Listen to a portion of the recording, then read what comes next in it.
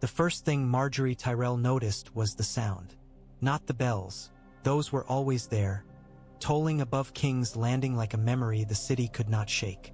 Not the prayers either, the soft hiss of hundreds of voices murmuring their hopes into the marble. It was the scrape of bare feet on stone, slow and steady as the turning of a mill wheel, and it made a mockery of the fine shoes around it. Cersei Lannister's slippers whispered over the steps as if they feared to be heard. Margaery's own soles were silent, soft leather under her weight. Tommen's boots were new, polished until they reflected candlelight, and he scuffed them in nervous little half-steps, as if the September were a place where a king might be scolded for leaving dirt. And there, coming down the aisle through incense smoke, was the man the city called the High Sparrow, and he walked as if stone were kinder to him than people. Brown robe, patched at elbow and hem, belt of knotted rope, hands like a mason's, thick-knuckled and scarred, folded in prayer. A face cut by hunger and sunlight, eyes clear and unblinking, as if he had washed them clean with cold water and had not stopped washing. Margaery's ladies trailed behind, Eleanor and Mega and Alla, hair gleaming under veils, cheeks pinked with winter air. They smelled of rose oil and soft soap. Around them the warriors' sons stood rigid, helms beneath their arms, star badges bright against mail. Poor fellows crowded the outer aisles, some in threadbare cloaks, some barefoot like their leader, their eyes alight with the particular devotion that came from having nothing else. It was a hard devotion. It did not flatter. Margaery had watched pious men before. Septons fat with coin and praise, holy men who smiled easily and accepted gifts as if the gods had sent them by way of grateful lords. She had knelt beside them and listened to sermons that soothed the conscience like warm milk. She had learned early how faith could be worn like a cloak at court, for warmth, for show, for the way it made others look away from the sharpness beneath. The High Sparrow wore it like a blade. Cersei's smile was bright enough to blind a fool. She stepped forward first, as she always did, because Cersei could not help herself. Regent, mother, lioness. The realm was a hall she meant to command. "Your High Holiness," Cersei said, her voice carrying sweetly under the vaults, as if sweetness were what this place demanded. "King Tommen has come to pray and to offer thanks. The gods have been gracious." Tommen swallowed, then nodded quickly. Yes, they have." His voice cracked on the last word, and he flushed, a boy caught being a boy. The High Sparrow bowed, not deeply, not with the flourish that nobles liked, but enough to acknowledge the crown and no more. His gaze flicked to Tommen, then to Margaery, and lingered there an instant, as if he were weighing her. Not her gown, not her jewels, but the shape of her smile and what it had been built for. "The gods are gracious," he said, "but they are not blind. A king's thanks is best shown in a king's works." "Works?" Cersei echoed, as if she had been offered a piece on a Sivas board she already intended to move. "That is why we are here." Margaery kept her hands folded, her chin lowered in the modest angle that made her lashes shadow her cheeks. She could feel the heat of candlelight and the cold of marble at once, as if the September itself were two things, warm faith and hard judgment. Pressed together, Cersei began to speak of debts, of what the Iron Throne owed the faith, of how long the gods had been slighted by secular kings, of how Tommen meant to set the wrongs of his forebears right. The words rolled out smoothly. She had rehearsed them, Margaery could tell. She had dressed them in reverence like a corpse in clean linen. And then the promise came, wrapped in piety. "The faith," Cersei said, "must be strong again. The streets are full of sin. Bandits, whores, thieves. Men who mock the Seven while the Crown's men bleed elsewhere. In the days of Aegon the Conqueror, the faith had its own defenders, did it not? Warriors' sons. Poor fellows. Men sworn to protect the innocent and punish the wicked. If the gods will it, we will restore what was taken." Tommen's eyes widened. A boy's awe, a boy's fear. Margaery saw him glance at the warriors' sons standing nearby, their mail dim under candle smoke, and the poor fellows with cudgels and star-stitched cloaks. He looked at them as if they had stepped out of a story.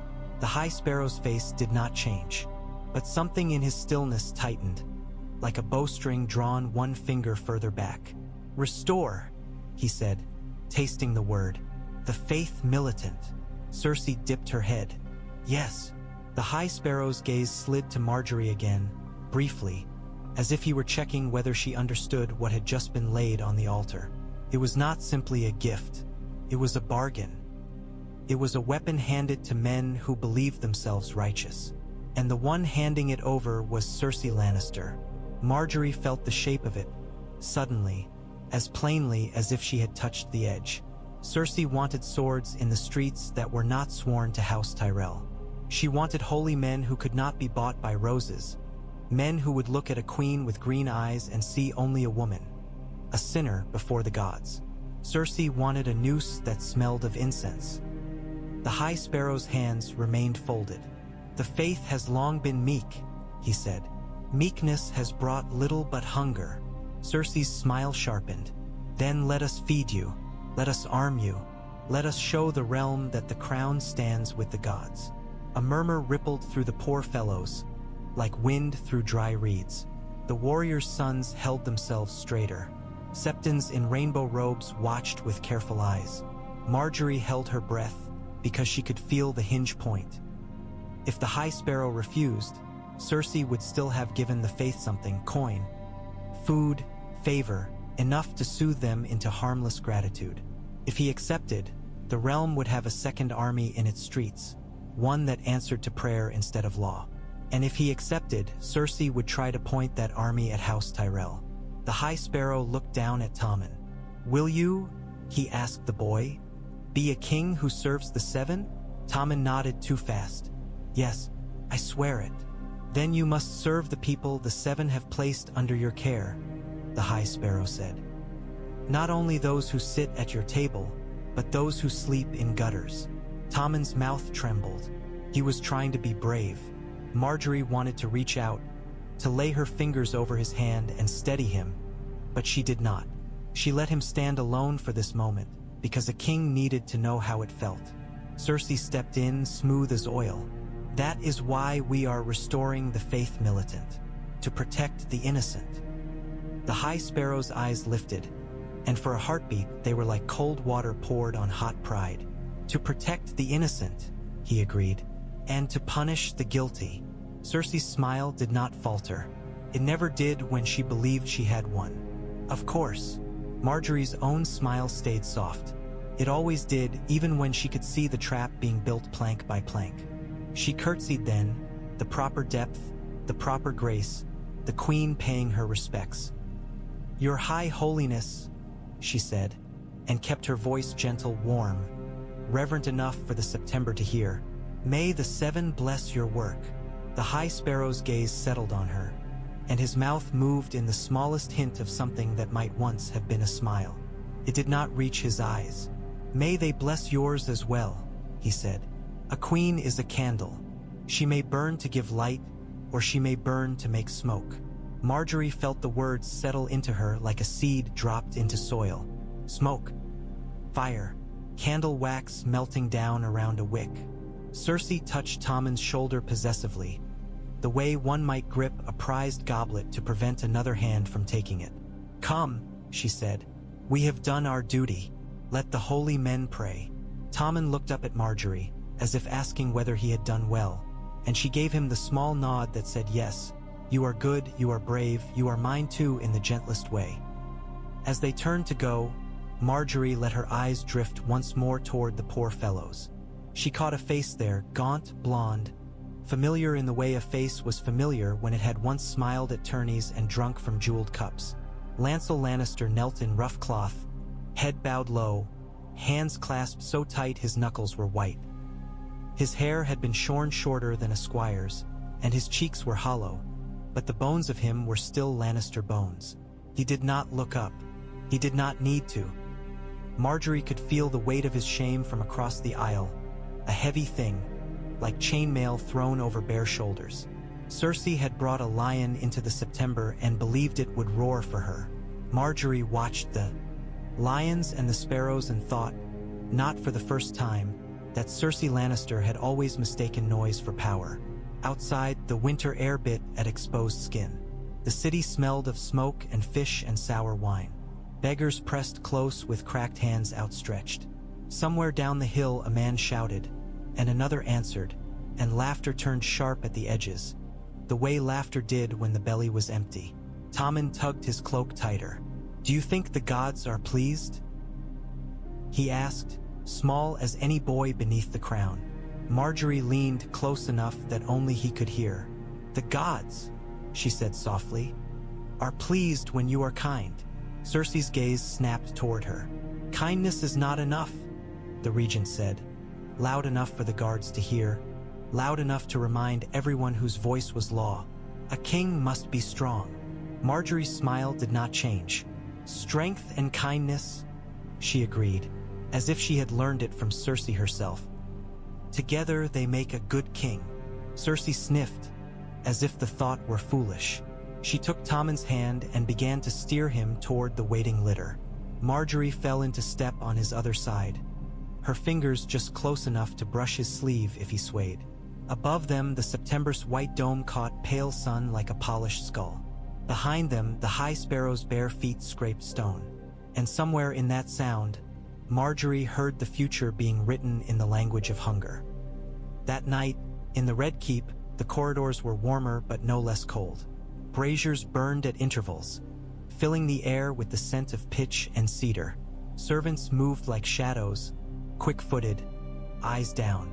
Guards stood at their posts, bored and watchful, hands on sword hilts that had grown familiar in a city where any smile might hide a knife. Margaery's chambers were bright with lamplight and the soft rustle of silk.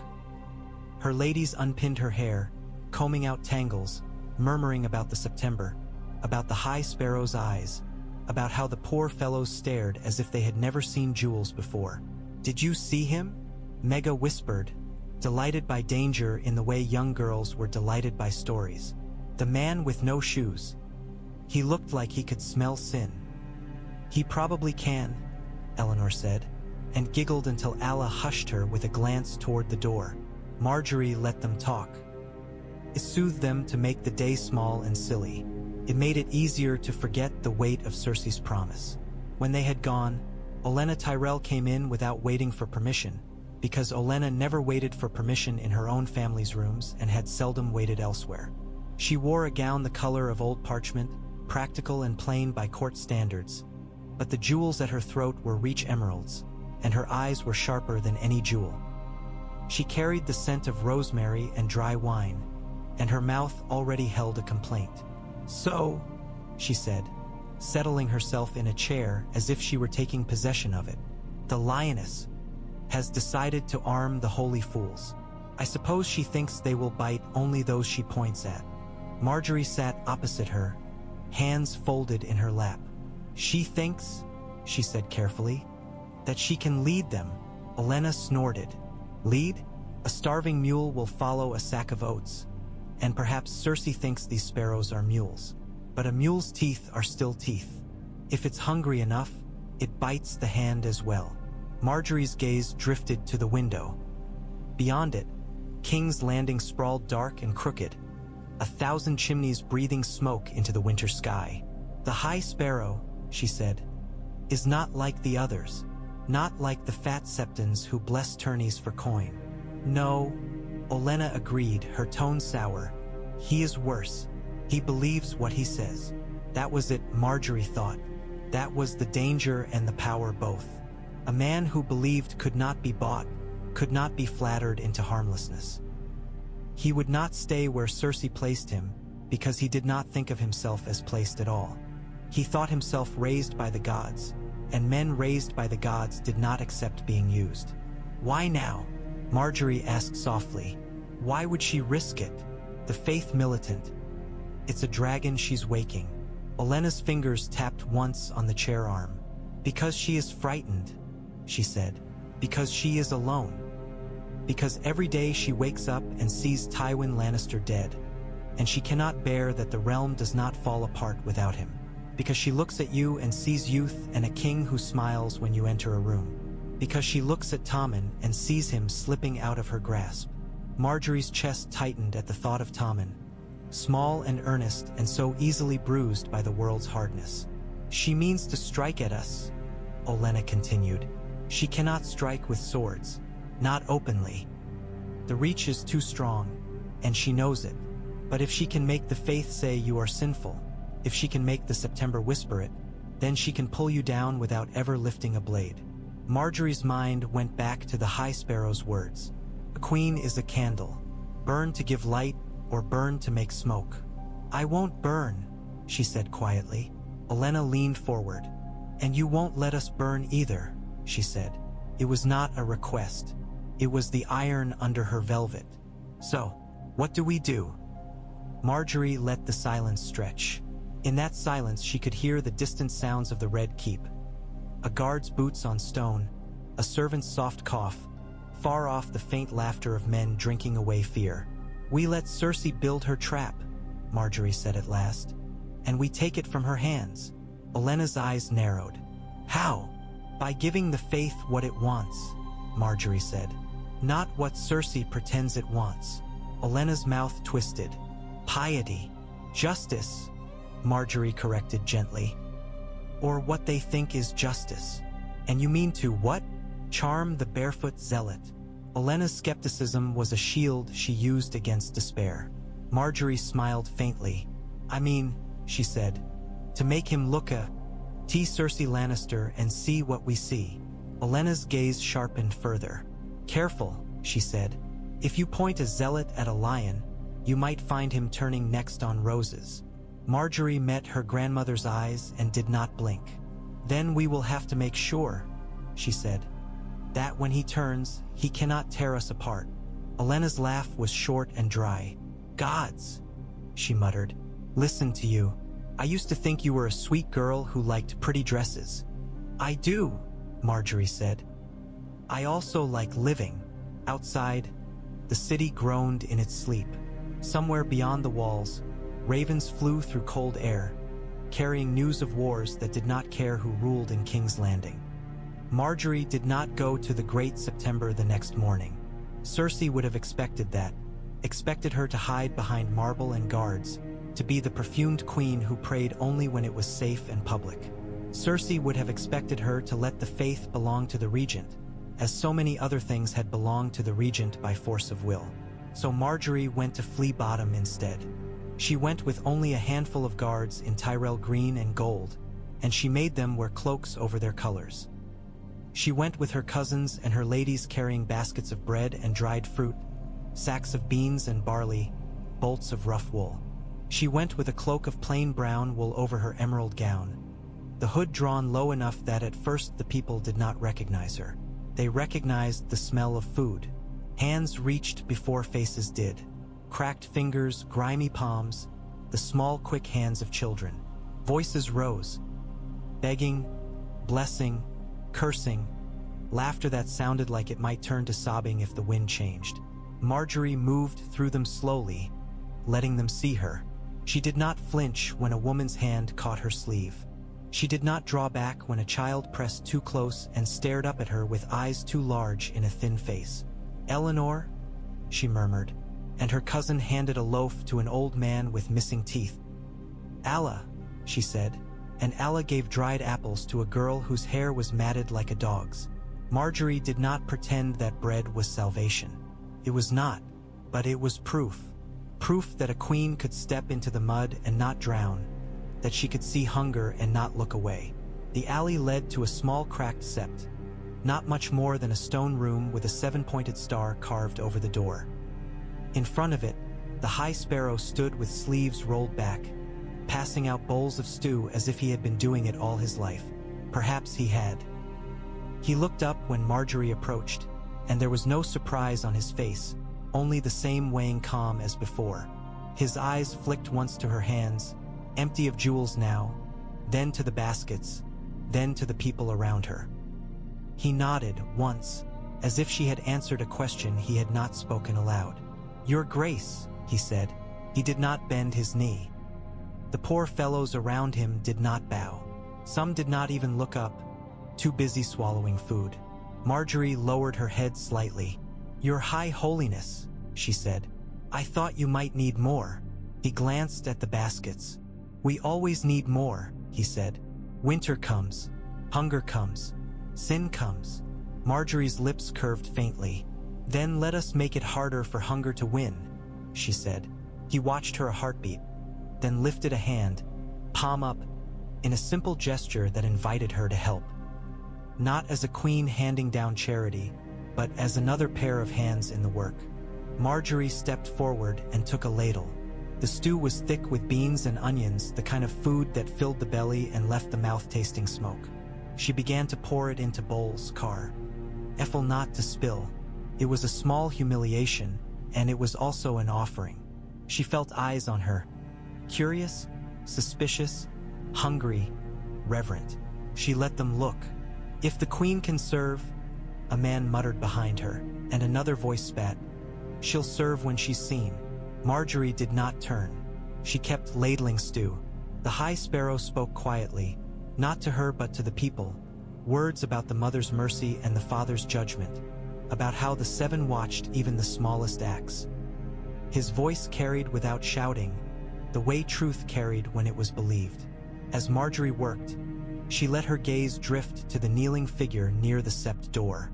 Lancel Lannister's hair had grown out a little since the day in the Great September, but it was still shorn close. His hands were clasped, lips moving in silent prayer.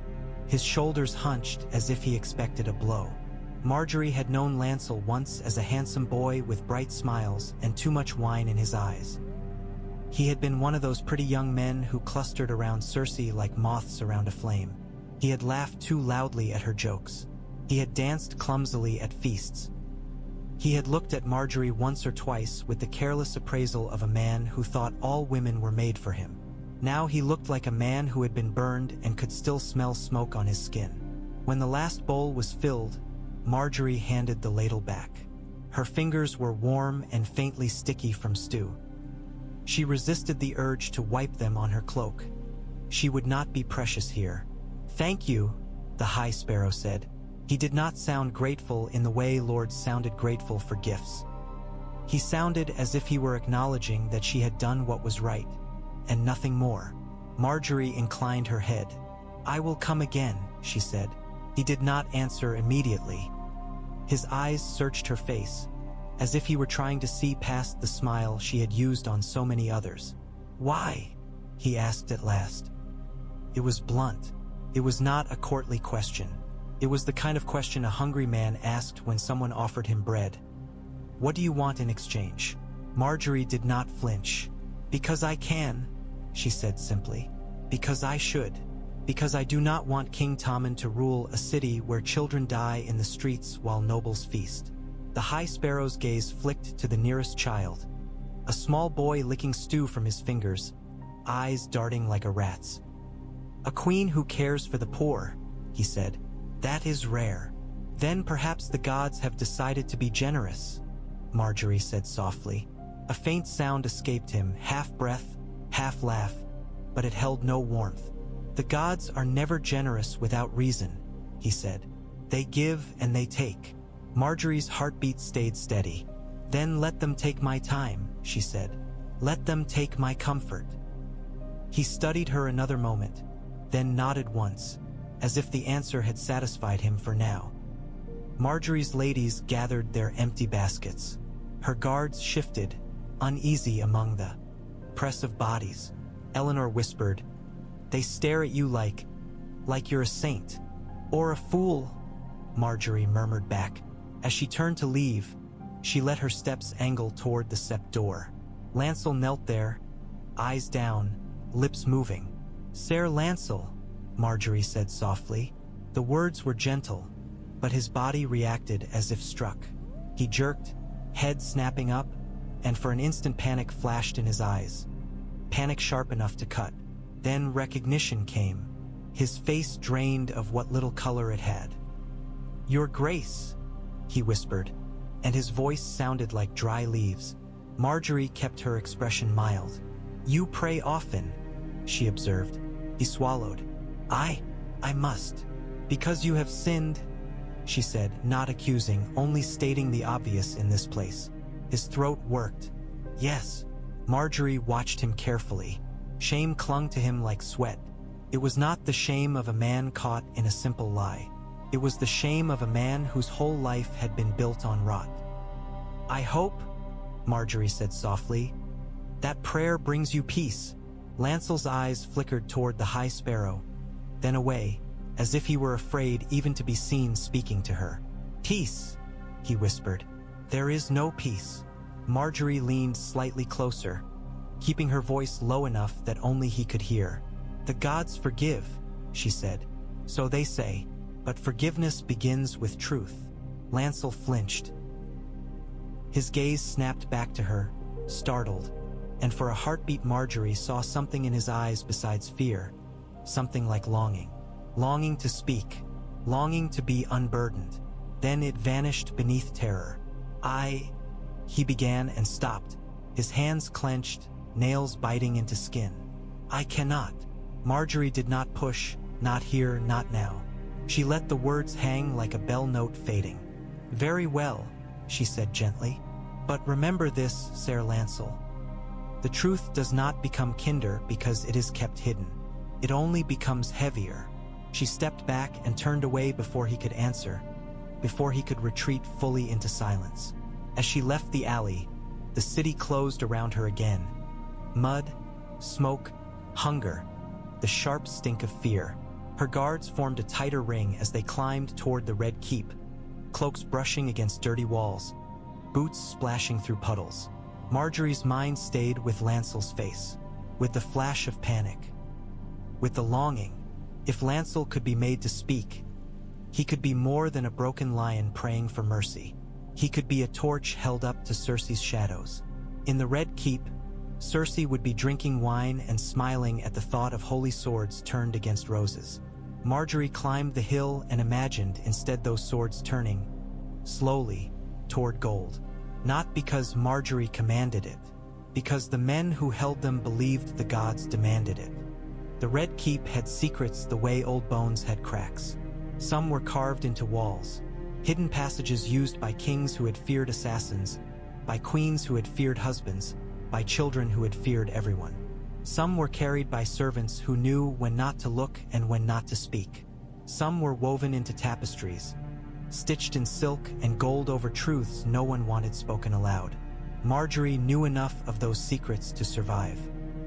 She had learned quickly, after she came to King's Landing, that smiles alone did not keep you safe. Smiles were coins, and coins could be stolen. You needed knives too. Not the kind that cut flesh, the kind that cut lies. That afternoon, while Cersei held court in the council chamber, Margaery sat with Tommen in the Queen's Solar, reading him a story about the Seven in a book bound in cracked leather. Tommen's lips moved as he followed the words with his finger. His brow furrowed in concentration, tongue peeking out slightly the way boys did when they tried very hard.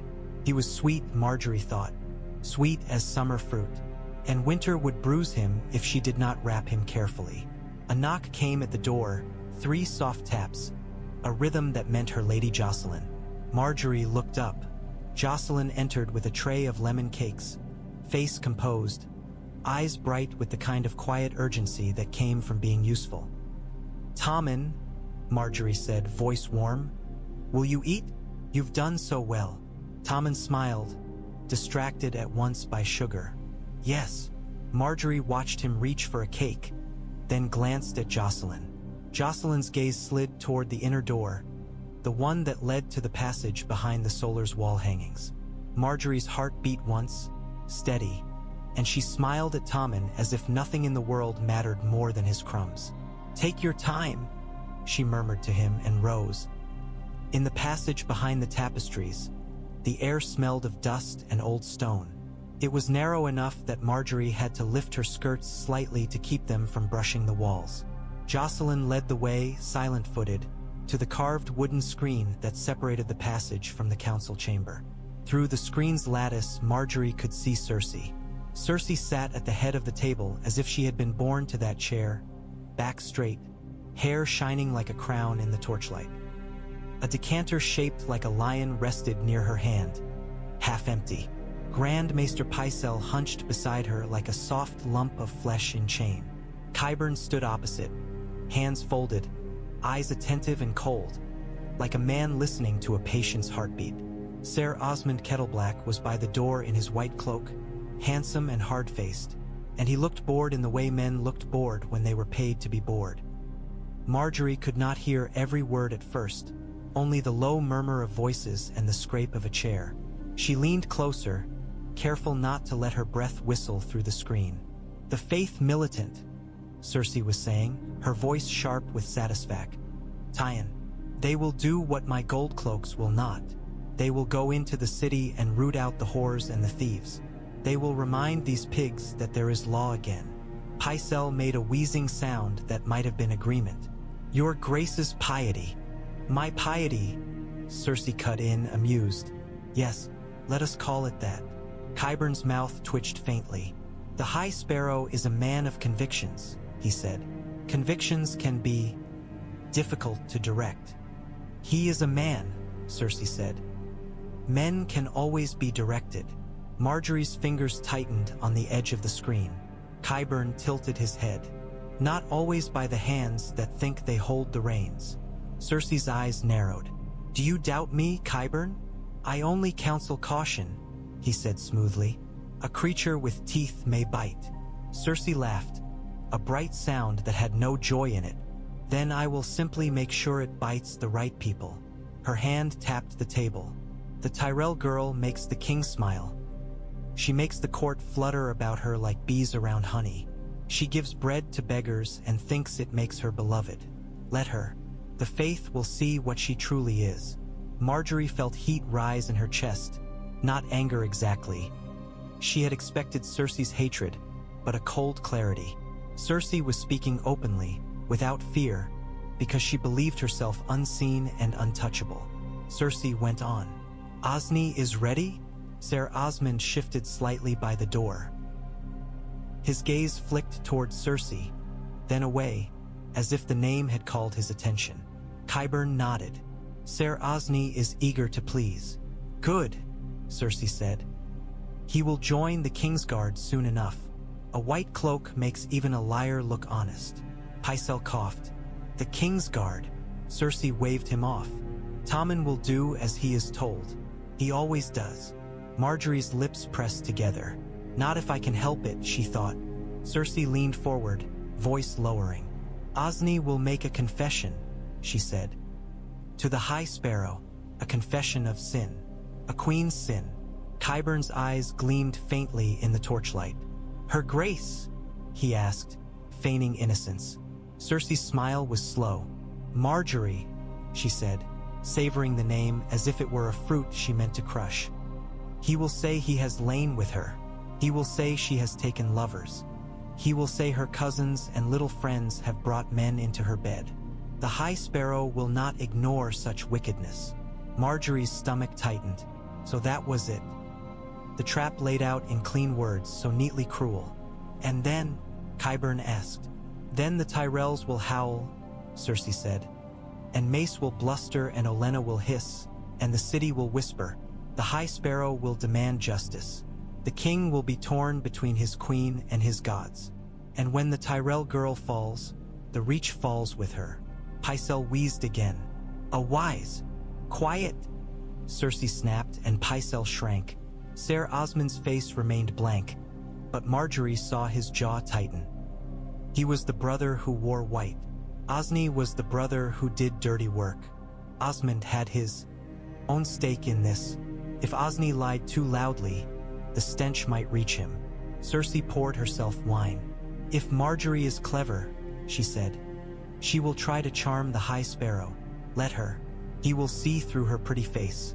Men of the faith are not like men at court." Qyburn's gaze shifted briefly, as if he were looking through the screen, as if he could sense a listener. Margaery held perfectly still. Jocelyn's hand hovered near Margaery's sleeve, ready to pull her back if needed. Qyburn's eyes moved away again. Cersei took a long drink. "And if the faith grows too bold," she said lightly, "we will remind them who built the September, who holds the keys to the city." There are other means of cleansing.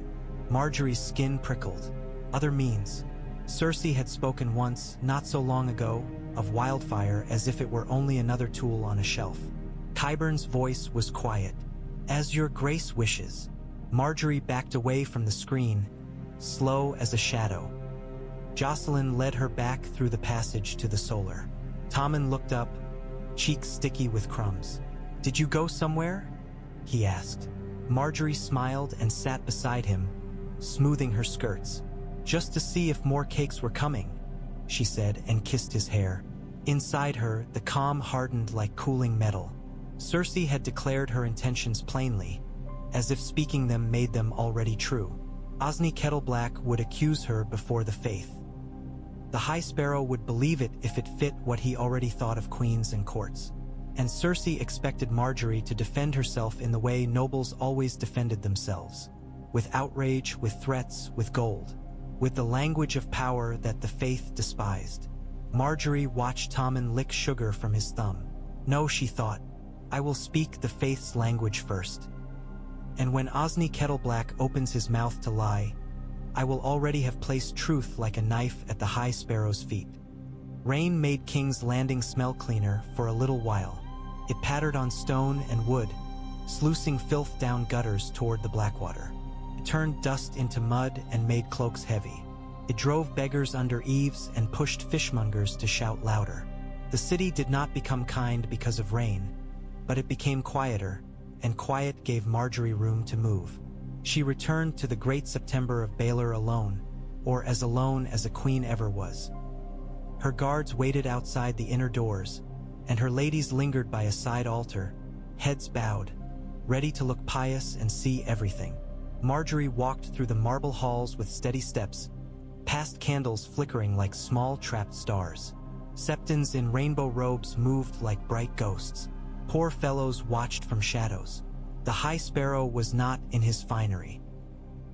He wore the same patched robe as always, and his hands were stained faintly with ink and candle soot, as if he spent his days writing prayers and his nights scrubbing the floors. He sat in a small side chapel where the stone was bare and the air smelled of wax and damp wool. No jewels, no gilded statues, only a simple 7-pointed star carved into the wall. Margaery curtsied. Your High Holiness, she said. He looked up. Your Grace, he replied, and his eyes were calm as ever. I asked for this audience, Margaery said, because I wish to speak plainly. The High Sparrow's gaze did not flicker. Plain speech is rare in palaces, he said. Go on. Margaery drew a breath. She had rehearsed her words, but not in the way Cersei rehearsed lies. She had weighed each phrase like a coin, testing for flaws. I believe, she said softly, that the faith is being used. His brows moved slightly, the smallest sign of interest. Used, he repeated. Yes, Margaery said. Not by you, not by the gods, by men and women who wear piety like a mask. The High Sparrow's fingers interlaced. You mean the court, he said, and there was no need to specify which court. The Red Keep stench reached even here. I mean those who would turn holy justice into a blade for their own grudges, Margaery said. She met his eyes and held them. I do not speak to accuse. I speak to warn. His gaze remained steady. And why, he asked, would a queen warn the faith?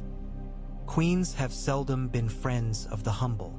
Because I am not stupid, she thought. Because I have seen what happens when men with nothing decide they have God on their side. But she said, because my husband is king. Because if the faith is corrupted, the realm is corrupted. And because she let herself hesitate, a small crack of vulnerability. Because I have seen what corruption does.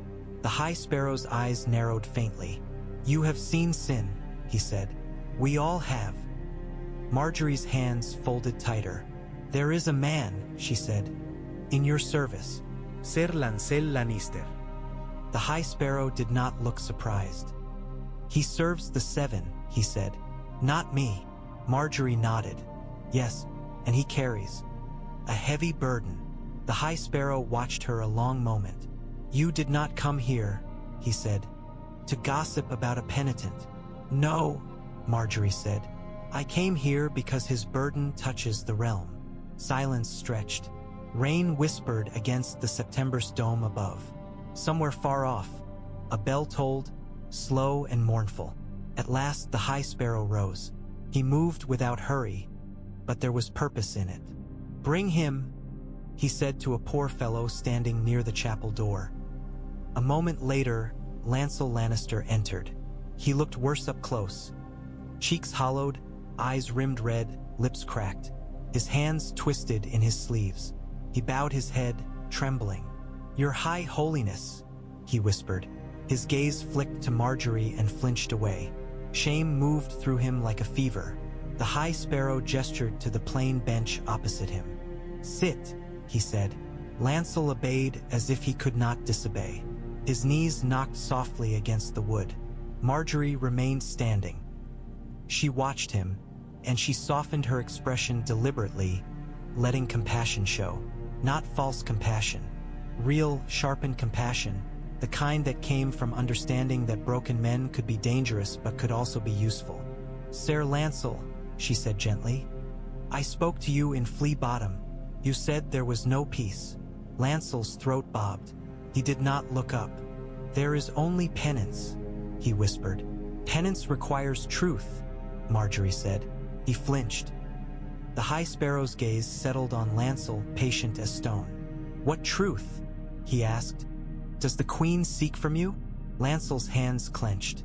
His knuckles went white. Margaery's voice stayed soft. Not a secret, she said. Not a scandal. A truth that concerns the realm. A truth that concerns the crown. Lancel's breath hitched. He began, and his voice broke. The High Sparrow's tone was firm but not harsh. Speak, he said. The seven hear you hear. Lancel shook. His eyes squeezed shut. When he spoke again, the words poured out as if forced by an unseen hand. I sinned, he whispered. I sinned with her. Margaery did not react. She had known, of course. The court whispered about Cersei's bed as it whispered about everything. But whispers were wind. Confessions were stone. The Queen Regent, Lancel said, and the words tasted like poison. Cersei Lannister. The High Sparrow's face remained still. His eyes, however, sharpened, and Margaery felt the air change. She took me, Lancel choked, and I was weak.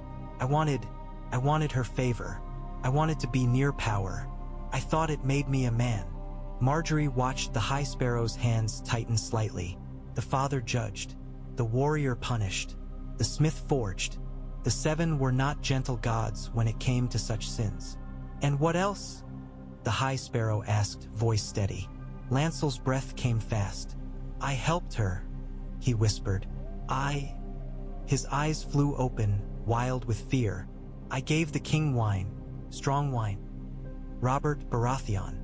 She told me it was nothing, that he liked tea. But it was stronger than he knew. He drank, and then the boar. His voice broke into a sob. He died. The High Sparrow's gaze did not waver. You helped murder a king, he said, not as an accusation but as a statement of fact. Lancel's whole body shook. Yes, he whispered. Yes, I did. Margaery's stomach clenched. She had known Robert died on a hunt, felled by a boar. She had known there were whispers of foul play. But hearing it spoken aloud, in this bare chapel, made the crime larger, heavier, something that could crack the realm's spine if it were dragged into daylight. The High Sparrow turned his gaze to Margaery. You bring this, he said, because you fear the faith is being used. Yes, Margaery said softly, because men who have done such things will do more, if it serves them. The High Sparrow looked back at Lancel. Did you know, he asked, of other sins? Lancel's lips trembled. He swallowed hard. There is more, he whispered. Margaery felt her pulse remain steady. This was the edge she needed. The Queen Regent, Lancel said. She lies with... He gagged on the words, as if they were too foul to speak. With her brother. Silence struck the chapel like a blow. Margaery heard the rain, distant and steady. She heard her own breath. She heard, faintly, the scrape of a poor fellow's boot shifting outside the door. The High Sparrow did not move for a long moment. His face was carved from stone, but his eyes were alive with something fierce and terrible. Not shock. Perhaps he had suspected, perhaps he had heard rumors, but righteous fury, the kind that did not burn out quickly. Jaime Lannister, he said, naming the sin. Naming it made it real. Lancel nodded rapidly, tears spilling down his cheeks. I heard her, he whispered. I saw them once in the tower. She thought no one. He broke again. She told me the gods were lies, he sobbed. She said only power mattered. She laughed at my fear. Margaery's fingers curled inside her sleeve. This was poison enough to kill. Incest, adultery, regicide, blasphemy. If the High Sparrow believed even half of it, Cersei's gilded mask would crack. But belief was not enough. The High Sparrow would not act simply because a queen said so. He would need proof. He would need witnesses. He would need the kind of confession that could not be dismissed as Tyrell scheming. Lancel's confession was a beginning, not the end. The High Sparrow's voice was quiet. You have carried this, he said to Lancel, and you have hidden it. Lancel's head bowed. I was afraid, he whispered. The Seven forgive the penitent, the High Sparrow said, but the realm cannot be healed by silence. He looked at Margaery again. You have brought a grave charge, he said. If it is true, the Queen Regent is an abomination. Margaery kept her face composed. I did not invent these words, she said. I did not put them in Ser Lancel's mouth. No, the High Sparrow said slowly, but you brought them to my ears. Margaery held his gaze. Because I believe, she said, that holiness should not be used to commit wickedness. Because I fear that someone at court intends to throw false sins at innocent heads to hide their own true sins. The High Sparrow's eyes narrowed. False sins, he repeated. Innocent heads. Margaery let her voice soften further, like a confession of her own. I am not innocent of vanity, she said. I like pretty gowns. I like laughter. I like being loved. But I have not. She paused, letting the pause speak. I have not committed the kind of sin that would break my vows. Lancel's head snapped up, eyes wide, then fell again, as if he could not bear to look at her. The High Sparrow's gaze held Margaery's. Someone intends to accuse you, he said, and it was not a question. Margaery did not deny it. Yes, she said quietly. Someone intends to make the faith a tool in a courtly war. The High Sparrow's lips pressed together. If what Ser Lancel says is true, he said, then the faith has already been made a tool. The crown has been made a tool. The gods have been mocked. His hands clenched, and for the first time Margaery saw the man beneath the calm. The zealot, the judge, the blade. Who, he asked, brings these false accusations? Margaery could have said Cersei Lannister then. She could have let the name drop like a stone into water and watched the ripples spread. She did not. She shook her head slightly. I do not know, she said, and it was true in the way truth was sometimes made of careful edges. But I suspect those who fear the light. The High Sparrow's gaze drifted past her, toward the chapel door, toward the world outside where Cersei's gold shone bright. We will see, he said. Margaery curtsied again, slow and graceful. Thank you, she murmured, for hearing me. The High Sparrow's eyes remained hard. Do not thank me, he said. If the gods will it, we will have much to do. Margaery left the chapel with the rain's whisper in her ears and the taste of iron on her tongue. She had lit a candle in a room full of smoke. Now she had to make sure it did not set the whole September on fire. Cersei moved through the red keep like a woman who owned every stone, even when the stones did not belong to her. She did not glide. She stalked. Her silks swayed with purpose. Her jewels caught torchlight and threw it back as if daring the dark to challenge her. Margaery saw her that evening from across the courtyard, under the archway that led from the king's solar to the gardens. Rain had left the stones slick and shining. The air smelled of wet earth and crushed rosemary from the garden beds. Tommen walked beside Margaery, his small hand in hers, and he chatted about a puppy he wanted, about a knight he had seen practicing with a blunted sword, about how the High Sparrow's voice sounded like Grand Maester Pycelle when Pycelle was angry. Margaery laughed in the right places, her attention divided in the way it always was now, half on the boy king, half on the moving pieces around him. She noticed Cersei first because Cersei wanted to be noticed. The regent stood in a torchlit gallery above the courtyard, the stone balustrade framing her like a stage. Beside her stood a man in dark leather, broad-shouldered, with a face handsome in a hard way, Osney Kettleblack. Margaery's fingers tightened on Tommen's hand, not enough for him to notice. Osney leaned in close to Cersei, his mouth near her ear, as if he were sharing a lover's secret. Cersei's hand touched his arm, brief and possessive. Even from below, Margaery could see the tilt of Osney's head, the confidence of a man who believed himself favored. Tina Merryweather stood a little behind them in a blue gown, laughing softly at something Cersei said. Tina's eyes flicked down into the courtyard and caught Margaery's. For an instant, Tina's mouth curved in a smile that was not friendly. Margaery smiled back. Below the gallery, Ser Osford Kettleblack lurked near a pillar, his posture loose, his gaze scanning the courtyard like a man checking for witnesses. The Kettleblacks were all shadows under white cloaks and black hair, men who slipped easily into whatever role they were paid to play. Cersei murmured something, and Osney nodded. He glanced down into the courtyard then, as if feeling the weight of eyes. His gaze passed over Margaery and Tommen and slid away, dismissing them as harmless. Queen and a boy. Margaery's smile stayed bright. "Mother is up there," Tommen said, looking up. His voice held that familiar mix of hope and dread. "Yes," Margaery said gently. "She is speaking with her friends." Tommen's brow furrowed. "She doesn't like me holding your hand," he whispered, as if confessing a sin. Margaery squeezed his fingers softly. "She loves you," she said, because it was what he needed to hear. "But she worries. Mothers worry." Tommen's gaze stayed fixed on Cersei a moment longer. Then he looked away, shoulders relaxing slightly as if Margaery's words were a cloak. Margaery guided him into the gardens, away from the courtyard's eyes. The roses were damp, petals heavy wit. Ashra. The smell was rich, almost cloying. Somewhere a fountain trickled, the sound soothing. Eleanor and Mega trailed behind at a respectful distance, whispering.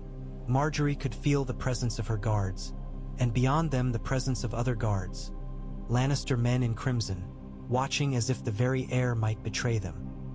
When Tommen wandered toward a lemon tree, fascinated by the bright fruit, Margaery's gaze flicked to Ser Tallad the Tall, one of the knights Mace Tyrell had assigned to her. Ser Tallad had a gentle face and a strong arm, and he understood without words. He stepped closer, head bowed slightly. "Your Grace," he murmured. "Ser Tallad," Margaery said softly, eyes still on Tommen. "I want to know where Ser Osney Kettleblack goes when he leaves the Queen Regent." Ser Tallad's eyes narrowed a fraction. "As you command." And, Margaery added, voice still mild, "I want to know who he speaks to, especially in the September." Ser Tallad hesitated, then nodded. "Yes, Your Grace." Margaery let him go. She watched Tommen pluck a lemon and laugh at the sour smell, and she felt the familiar ache. Tenderness and fear braided together. Cersei was setting Osney Kettleblack like a dog on a scent. Soon he would come sniffing around Margaery's ladies, around her cousins, around her chambers. Soon he would try to put himself in her path, to be seen, to be tempted, to be able to claim temptation. Margaery would not avoid him. Avoidance looked like guilt. She would meet him with smiles and distance, with witnesses and light. She would let him think he was hunting, all while her own men watched his steps. And in the September, the High Sparrow would be listening for truth. That night, Margaery lay beside Tommen in his bedchamber after the servants had left. It was not a queen's place, not proper, but Tommen had begged, frightened by thunder earlier, and Margaery had come. She lay on top of the covers, fully dressed, and let him fall asleep with his head against her shoulder. His breath warmed her collarbone.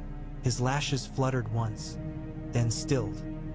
Margaery stared at the canopy above, embroidered with stars, and thought of another star carved into stone in a bare chapel. She thought of Lancel's trembling confession. She thought of Cersei's hand on Osney's arm. And she thought of the High Sparrow's eyes when he heard the name Jaime Lannister. Somewhere in the castle, Cersei was drinking wine, perhaps laughing with Tina, perhaps whispering to Qyburn about other means of cleansing.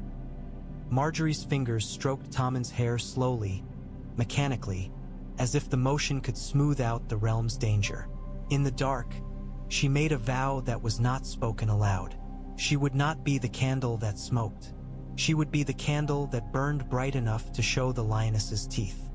It took 3 nights for Ser Osney Kettleblack to show his true route. On the first, he left Cersei's apartments with the swagger of a man freshly fed. He drank with gold cloaks and laughed too loudly in a common room near the barracks, letting himself be seen. If anyone had followed him then, they would have found only ale and dice and empty boasting. Ser Tallad watched from a corner and reported that Osney had staggered back to his quarters smelling of beer. No more. On the second night, Osney went to a whorehouse on the Street of Silk, where he spent an hour behind a painted door while a bard played outside for tips. Ser Tallad's report was dry. He enjoys the company of women, the knight said. Margaery had smiled and nodded as if amused. The whorehouse meant nothing, except that Osney knew how to lay false trails. On the third night, rain fell again, harder, and thunder rolled over the city like war drums. Osney left the Queen Regent's apartments later than before. His cloak was drawn up, his steps quick. He did not go toward the barracks. He did not go toward the Street of Silk.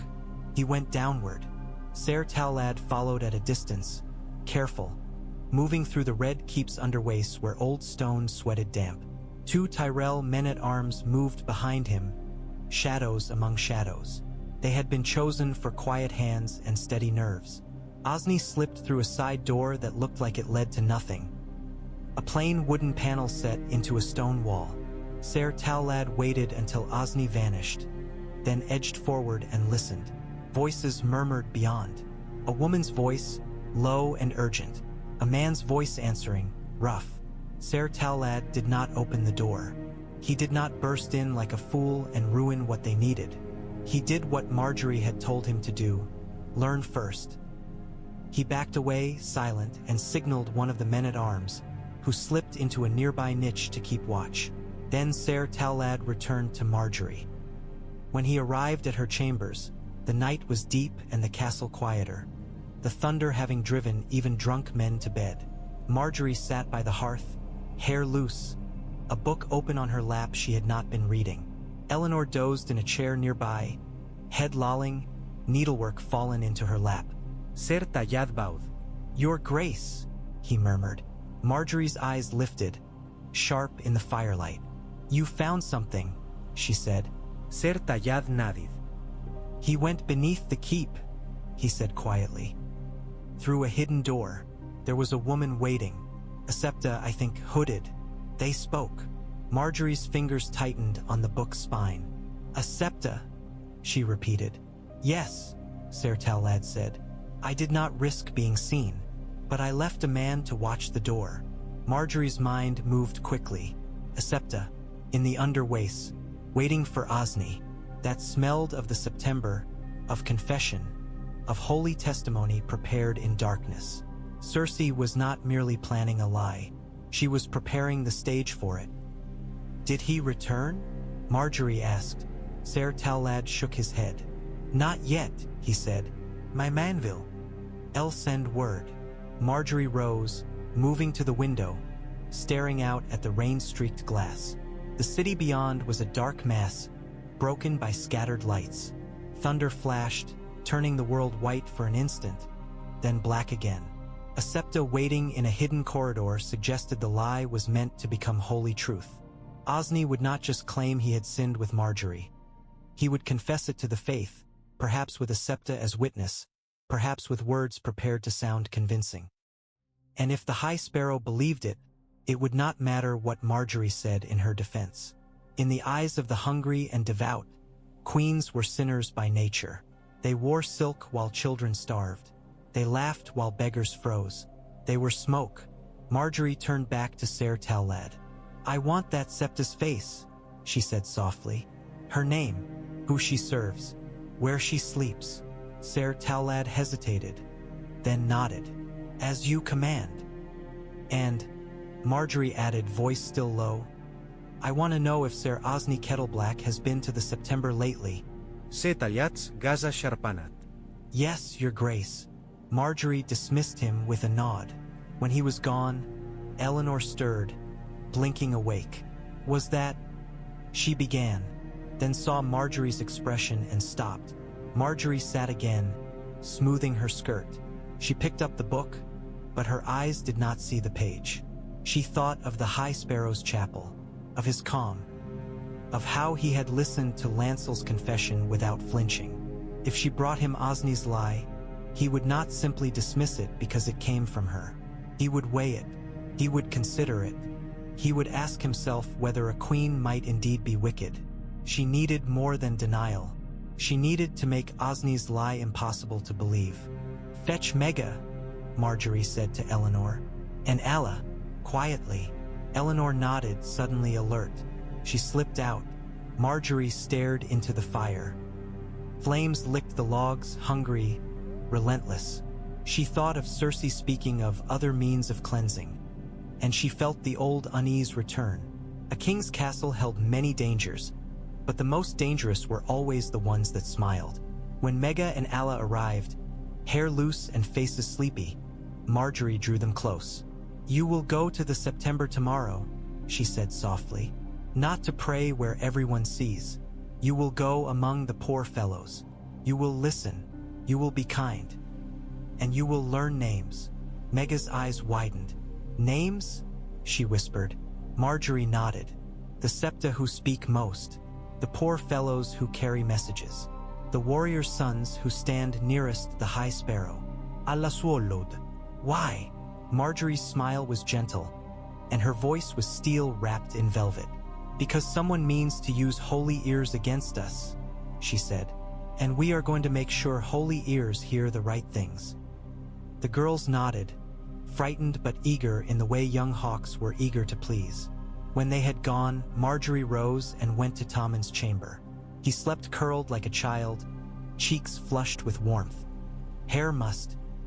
His crown sat on a table nearby, a small circle of gold that looked absurdly delicate, as if a strong wind might blow it away.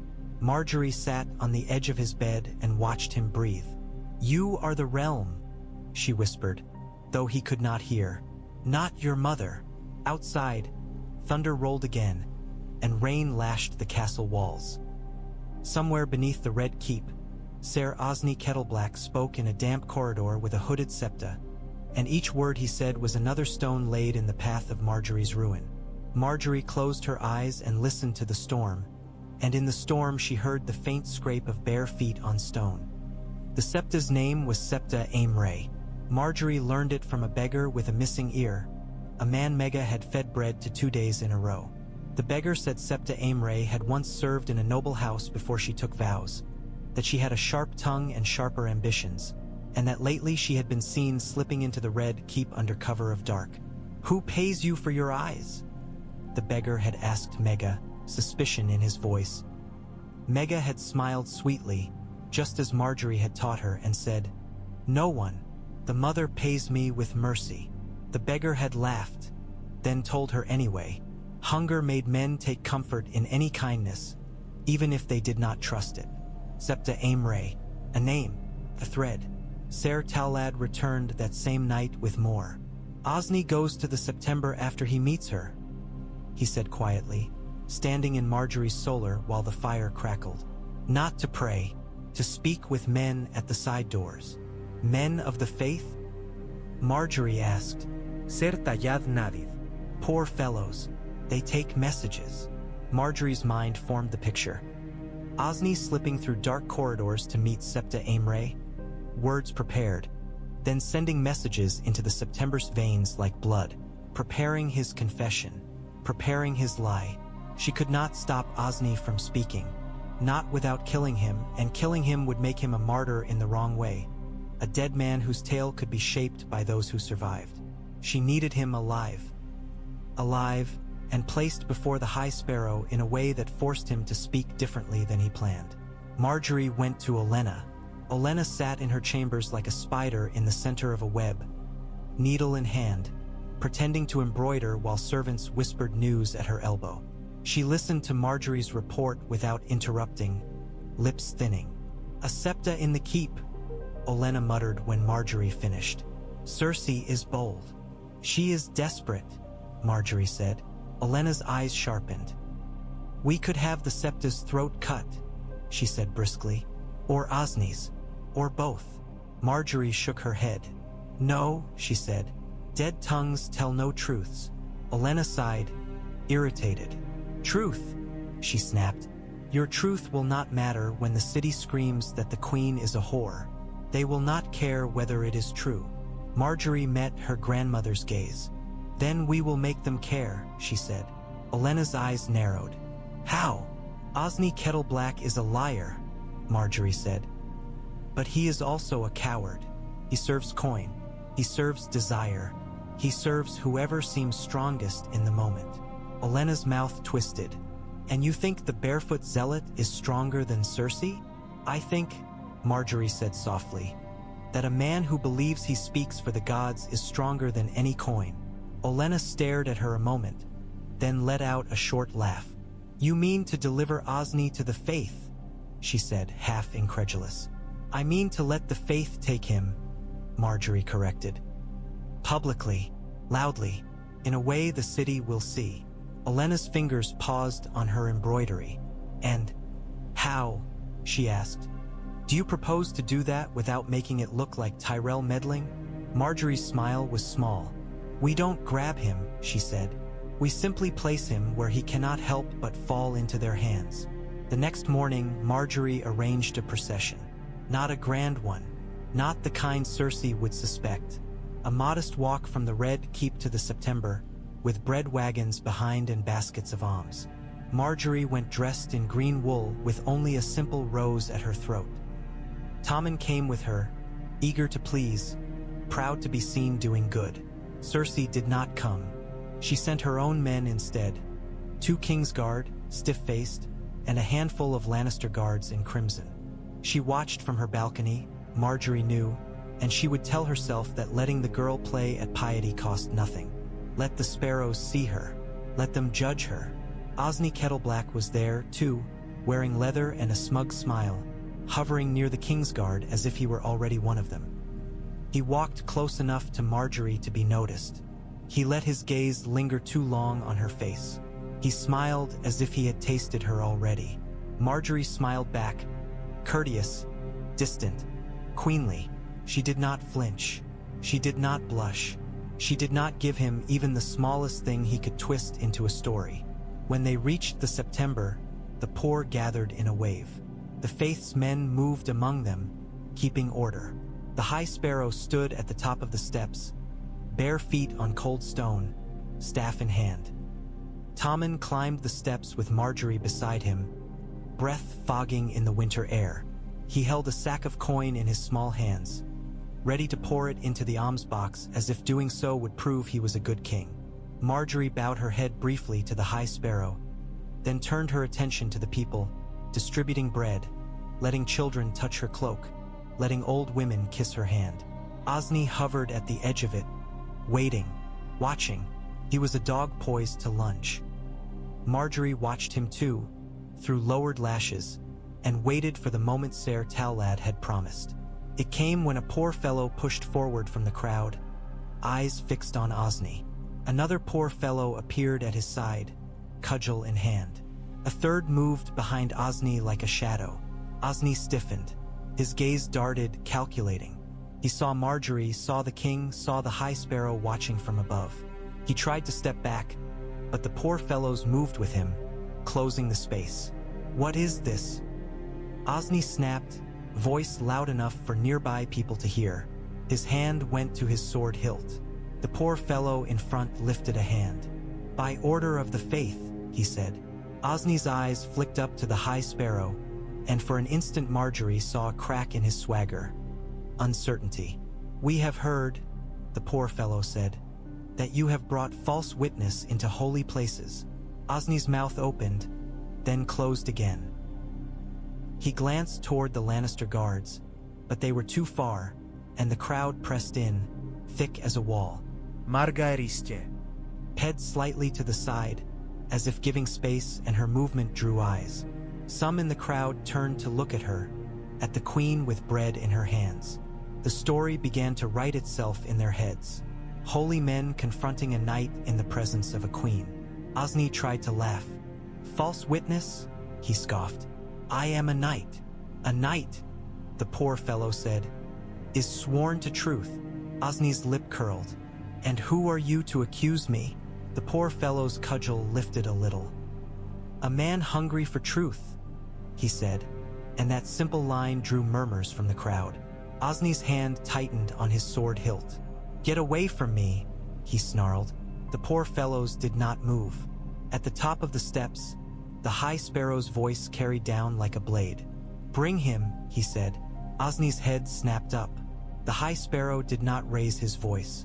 He did not need to. For a heartbeat, Osney stood frozen, caught between a queen's smile and a holy man's command. Then the poor fellow surged. Osney's sword came half out of its sheath, metal flashing, and then a cudgel cracked against his wrist. He cursed. Another cudgel struck his knee. He stumbled. Someone grabbed his cloak and yanked him forward. The crowd roared, not in fear, but in fierce satisfaction, as if they were watching justice take shape in flesh. Margaery's stomach tightened at the violence, but she kept her face composed. She did not flinch. The queen did not flinch in front of the people. Not when she needed them to believe she was unafraid. Osney fell hard onto the steps, scraping his hands on stone. Blood smeared across the marble. He spat and tried to rise, but a poor fellow's boot pressed on his back. "Unhand me," Osney shouted, voice cracking now with panic. "I am sworn." "You are sworn to yourself?" Someone in the crowd shouted back, and laughter rose, sharp as broken glass. The Lannister guards began to push forward, shouting, hands on swords, but the crowd blocked them, and the warriors' sons stepped in, spears lowered. For an instant, the air trembled with the threat of steel against steel. Tommen's face went pale. He clutched Margaery's sleeve. "What are they doing?" he whispered, frightened. Margaery bent toward him, voice soft and steady. "They are bringing a man to answer for his words," she said. "You must be calm." Tommen swallowed hard and nodded, eyes wide. The poor fellows dragged Osney up the steps toward the High Sparrow. His face was bruised already, mouth twisted in rage and fear. He looked toward Margaery as he passed, eyes flashing with hatred. Margaery met his gaze with a serene smile. At the top, the High Sparrow stood waiting. His staff rested in his hands. The warrior's sons flanked him like statues. Osney was forced to his knees. His hands were bound with rope. "What is this?" Osney spat, trying to reclaim arrogance. "I have done nothing." The High Sparrow's gaze was calm and merciless. "You have been seen," he said, speaking in secret with those who would sta. "In holy justice, you have been seen sending messages. You have been heard boasting of sins that are not yours to boast of." Osney laughed, a brittle sound. "Sins?" he said. "All men sin." "Yes," the High Sparrow agreed. "But not all men lie about sin to harm the innocent." Osney's eyes flicked to Margaery again. "Innocent?" he scoffed. "She." The High Sparrow's staff struck stone once, a sharp crack that silenced him. "You will not speak of queens here until you speak of yourself," he said. "You will confess what you have done, and if you have lied in the name of the Seven, The seven will judge you. Osney's mouth worked. Sweat shone on his brow despite the cold. His gaze darted, searching for escape. Grand Maester Pycelle arrived then, puffing up the steps in his heavy robes, chain clinking. His face was red with exertion and distress. "Your High Holiness," Pycelle wheezed.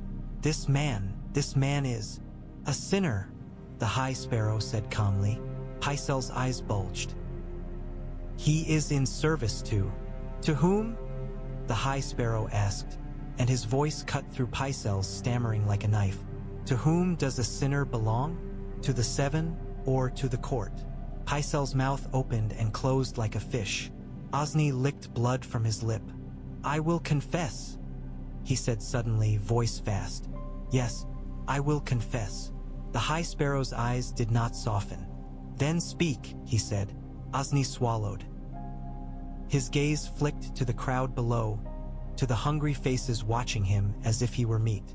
I have sinned," he said, and his voice trembled. "I have lain with women not my wife. I have." "Names," the High Sparrow said. Osney's eyes widened, panic flaring. "Names?" he repeated. "Yes," the High Sparrow said. "Truth is made of names. Speak them." Osney's gaze darted wildly. He looked toward the Red Keep, as if he could see Cersei behind its walls. He looked at Margaery, as if hoping to blame her. Margaery held his gaze and did not blink. Osney's shoulders sagged slightly. The coward in him recognized something new. The Faith did not negotiate the way courts did. The Faith did not accept vague confessions. The Faith demanded blood and truth. I lay with," Osney began, and then his voice cracked. He swallowed hard. "With the Queen Regent." A roar rose from the crowd. Shock and delight mingled. People shouted, cursed, laughed. A woman near the bottom of the steps screamed, "Whore!" and threw a crust of bread. Pycelle made a strangled sound. Tommen's fingers tightened painfully on Margaery's sleeve. "Mother?" he whispered, horrified. Margaery bent close, voice steady. "Do not listen," she murmured. "Breathe." The High Sparrow's face did not change, but his eyes hardened further.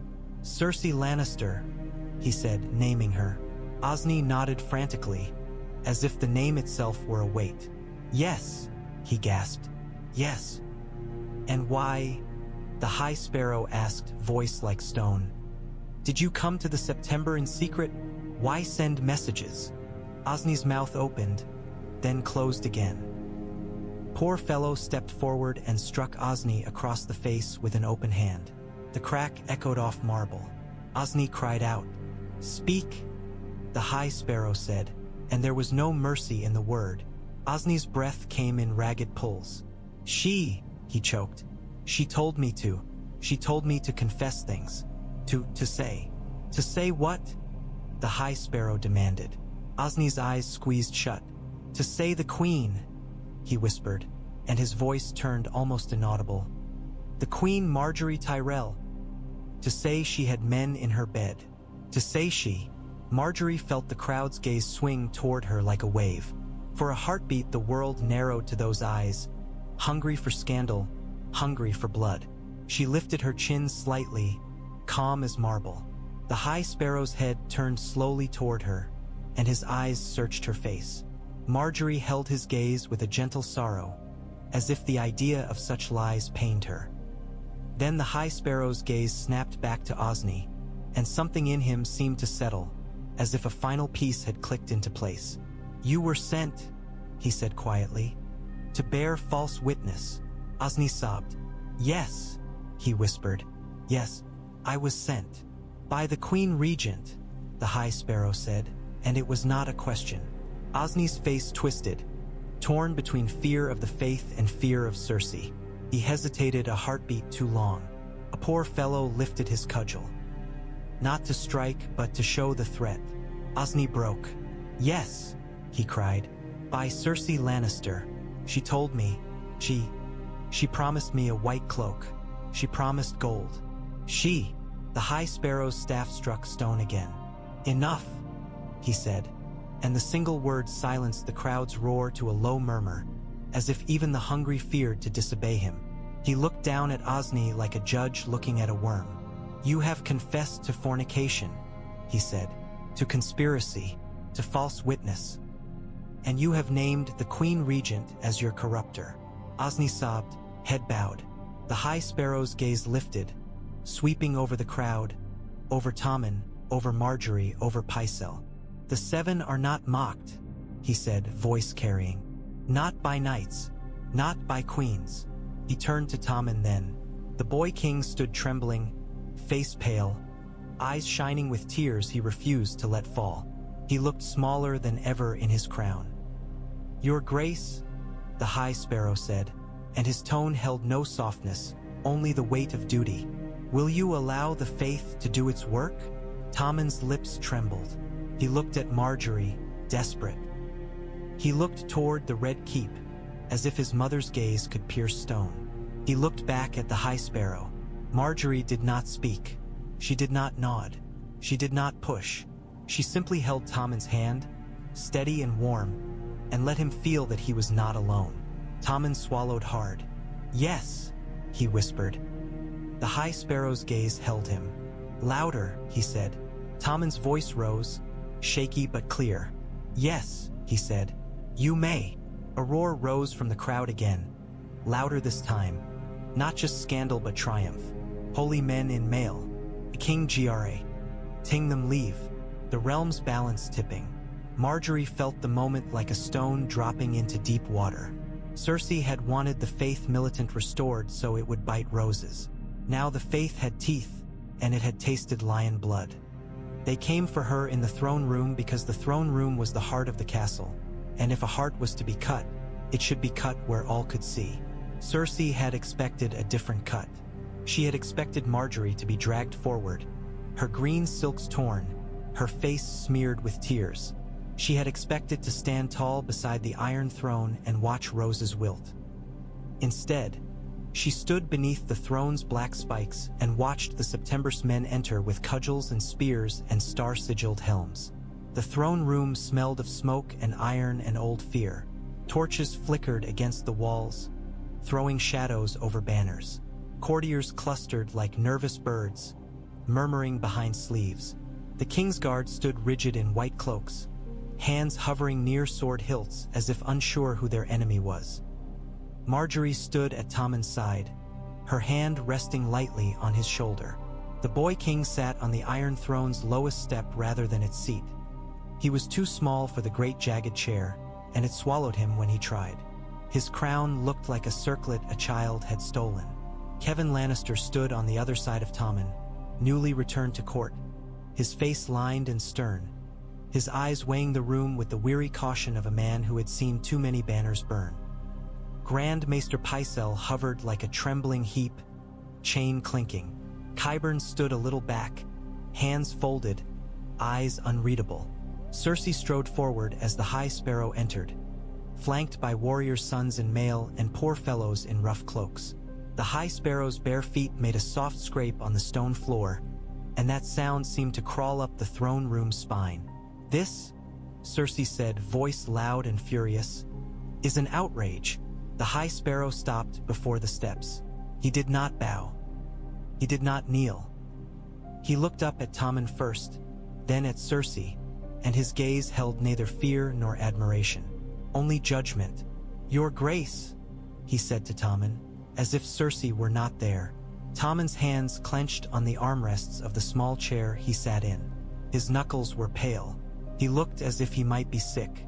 Margaery leaned close to him and whispered, "Breathe," the way she had in the September.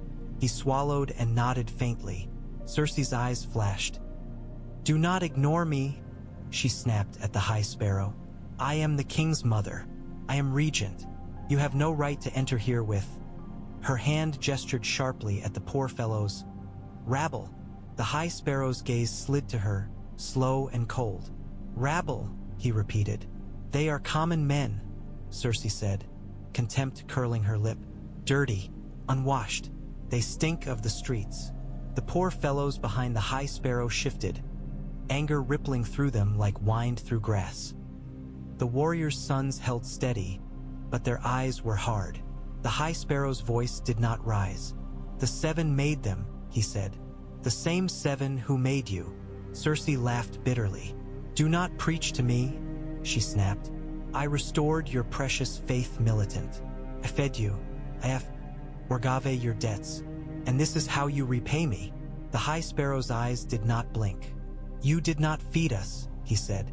"The people did with their hunger. You did not forgive debts. You paid coin to buy holiness. You did not restore the Faith Militant to honor the seven. You restored it to serve your sins." A murmur surged through the courtiers. Cersei's face tightened. "Lies," she hissed. The High Sparrow lifted a hand. A poor fellow stepped forward with a bound figure between two warriors' sons. Osney Kettleblack stumbled, bruised and bloody, rope cutting into his wrists. His eyes darted wildly. When he saw Cersei, panic flared and then turned into a kind of pleading. Cersei's gaze narrowed. "What is this?" she demanded. "A confession," the High Sparrow said. Cersei's mouth tightened. "Confessions can be coerced," she said sharply. "This man is a criminal." "He confessed," the High Sparrow said, "to lying at your command, to fornicating with you, to bearing false witness in the name of the seven." Cersei's face went pale, then flushed crimson. "He is lying," she spat. Osney jerked as if stung. "No," he croaked.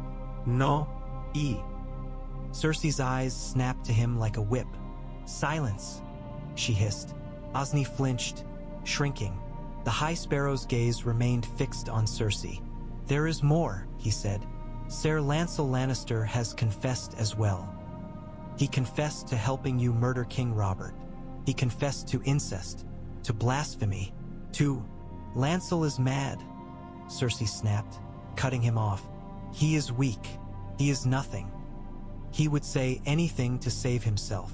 Kevan Lannister shifted slightly, his face darkening at the mention of Robert. He had loved his brother Tywin, but he had not loved Cersei's chaos. Tommen's breathing hitched. He looked at Cersei, eyes wide, and for a moment the room held its breath. Margaery felt Tommen's fear like heat under her hand. She wanted to shield him, but there was no shield against a mother's sins. The High Sparrow spoke again, and each word struck like a hammer. "The seven do not care for your excuses," he said. "They care for truth. The Queen Regent stands accused of grave sins. She will answer for them before the faith." Cersei's laugh was sharp and brittle. "Answer?" she scoffed. "I answer to the king, to the Iron Throne, not to barefoot beggars." The High Sparrow's gaze slid to Tommen. "Your Grace," he said, "will you allow the faith to question your mother? Will you allow her the chance to confess, to seek penance, to be cleansed?" Tommen's lips trembled. He looked at Cersei, at the fury in her face. He looked at Kevan, whose expression was grim. He looked at Margaery, whose eyes were soft and steady. Cersei stepped closer to the steps, voice lowering into something that was almost a plea, though it wore command like armor. "Tommen," she said, "tell them to leave. Tell them now." Tommen swallowed. "Mother," he whispered. Cersei's gaze hardened. "I am your mother," she said, and the words were both love and shame.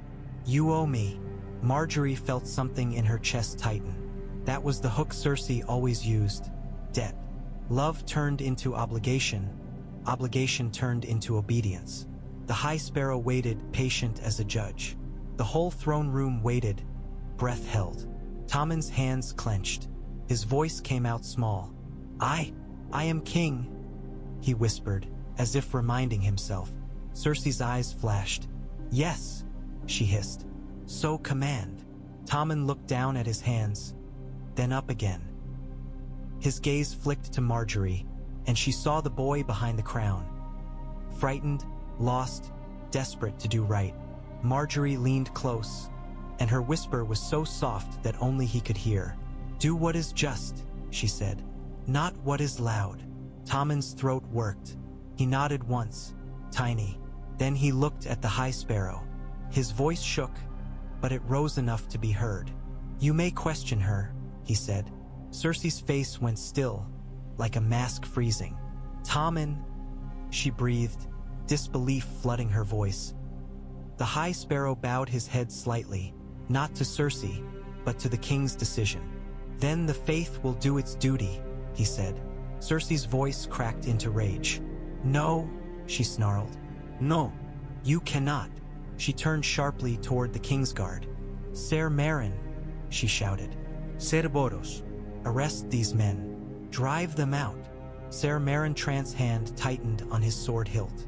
Cerberus blaunt shifted, sweating. Se balun suans jautic tanat. They looked to Tommen.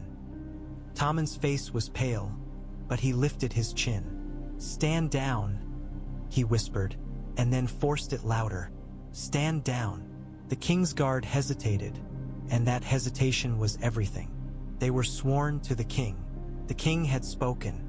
Cersei's eyes widened with fury and betrayal. The poor fellows stepped forward. Cersei backed a step, as if the sight of rough hands reaching for her were more terrifying than any blade. Touch me, she hissed, and you will die for it. The High Sparrow's voice was quiet. All men die, he said. Some simply die damned. Cersei's mouth twisted. I am not going anywhere, she spat. Kevan Lannister stepped forward then, his voice low and controlled. Cersei, he said, do not make this worse. Cersei's head snapped toward him. You, she hissed, you would side with them against me? Against your own blood? Kevan's face hardened. Against the ruin you bring, he said, and there was exhaustion in it. Yes, if I must. Cersei's eyes filled with a fury so bright it almost looked like tears. She lunged forward, as if to strike him. Two poor fellows seized her arms. Cersei screamed, a raw sound that tore through the throne room. Get your filthy hands off me. She struggled, nails clawing, hair coming loose. Her jewels flashed wildly. For a moment she looked less like a lioness and more like a trapped animal. Tommen made a small choking sound. He half rose, as if to rush forward. Margaery caught his shoulder gently, holding him. Stay, she whispered. You must stay. Tommen's eyes filled. Yes, wallowed hard and sat back, trembling.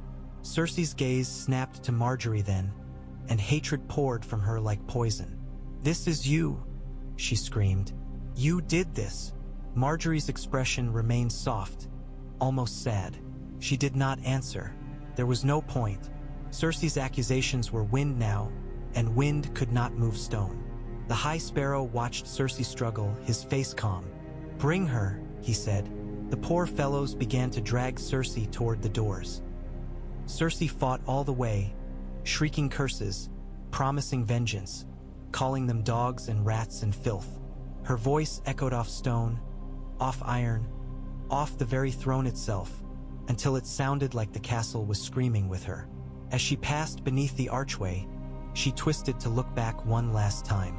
Her eyes locked on Tommen. Tommen, she cried, voice suddenly raw. Tommen, please. The plea struck harder than the rage. Margaery felt Tommen's body jerk as if hit. His eyes spilled tears. But he did not move. He sat on the throne step, a boy king with a crown too heavy, and watched his mother be taken away by holy men. When the doors slammed shut behind them, the throne room fell into a stunned silence broken only by Tommen's shaky breathing. The High Sparrow turned his gaze back to the court. The gods will have their due, he said. Then he left, bare feet scraping stone, and the sound followed him like an omen. Margaery stood beside Tommen, hands still on his shoulder, and felt the realm shift beneath her. Cersei had armed the Faith. Now the Faith had seized her, and Margaery had lit the candle. Cersei's fury did not cool in captivity. It fermented. The September cells were not the black cells beneath the Red Keep. Those belonged to kings and their cruelties. The Faith's holdfast was older, stone damp with centuries of prayers and tears. The air smelled of wax and mold. The walls were bare. The straw on the floor was thin. The only light came from a candle that burned low and made shadows crawl. Cersei sat on the straw like a queen refusing to look small. Her gown was torn at the sleeve where rough hands had grabbed her. Her hair had come loose, golden strands clinging to her face. Her wrists were red from rope, though the faith had unbound her once she was inside. Chains were not their way, not when shame was enough. Sept guarded the door, eyes fixed forward, face expressionless. The woman's star sigil was stitched neatly onto her sleeve, a small reminder. Even women could be weapons in holy hands. Cersei stared at the candle flame until her eyes watered. She imagined it as wildfire, green and hungry, devouring marble and flesh alike. She imagined the great September collapsing into ash, taking the High Sparrow and his starving army with it. She imagined the city burning until no one remained to call her sinner. Then she imagined Tommen's face as she had been dragged away, eyes wide and wet, frozen by fear. That memory was worse than the straw, worse than the damp, worse than the candle's smoke. She clenched her jaw until it hurt. In the Red Keep, Margaery moved like a woman balancing on a blade. The court reeled. Some lords whispered that the faith had overstepped. Some whispered that Cersei had always deserved it. Some whispered that the Tyrells had done it, because when a lion fell, everyone looked for the hand that pushed. Mace Tyrell raged openly. He stormed through the castle like a bull, red-faced, shouting that no barefoot beggar would seize a queen regent without paying for it. He demanded swords. He demanded that the faith be driven out. He demanded that Tommen command it. Olenna Tyrell glided behind him like a sharp shadow, murmuring into his ear, tempering him when she could, stoking him when she needed. Olenna understood what Mace did not. Swords in the September would not look like justice. They would look like tyranny. The city would rise, and then the Reach's strength would mean nothing. Kevan Lannister moved quietly, doing what Cersei had never done. Listening. He spoke to lords, to goldcloaks, to merchants. He spoke to the Kingsguard, reminding them that their vows were to the king, not to a mother's pride. And Tommen sat in his chambers, pale and trembling, asking Margaery again and again if the gods were angry with him. Margaery soothed him. She told him he had done what was right. She told him the father judged fairly. She told him the mother was merciful. She held his hand until his fingers stopped shaking. And all the while she watched the faith. The High Sparrow did not gloat. He did not preen. He moved through, ugged the city like a man carrying a heavy burden, because to him it was a burden. Sin had been uncovered, and sin had to be cleansed, even when it wore gold. He questioned Cersei in private. He questioned Osney in public. He questioned Lancel again, pulling truth from him like splinters. He listened to rumors, weighed witnesses, sent poor fellows to fetch names. He did not yet question Margaery. That was both relief and warning. He was not done.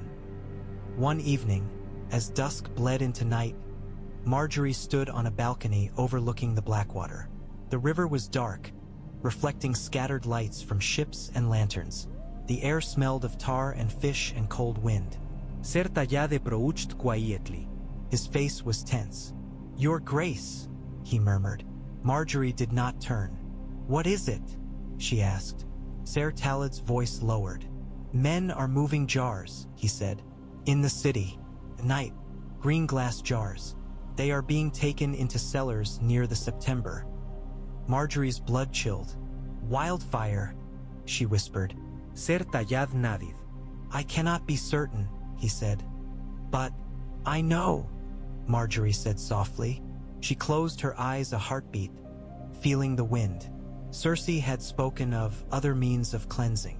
Cersei had always loved fire when it was not aimed at her. If wildfire was being moved toward the September, it meant desperation.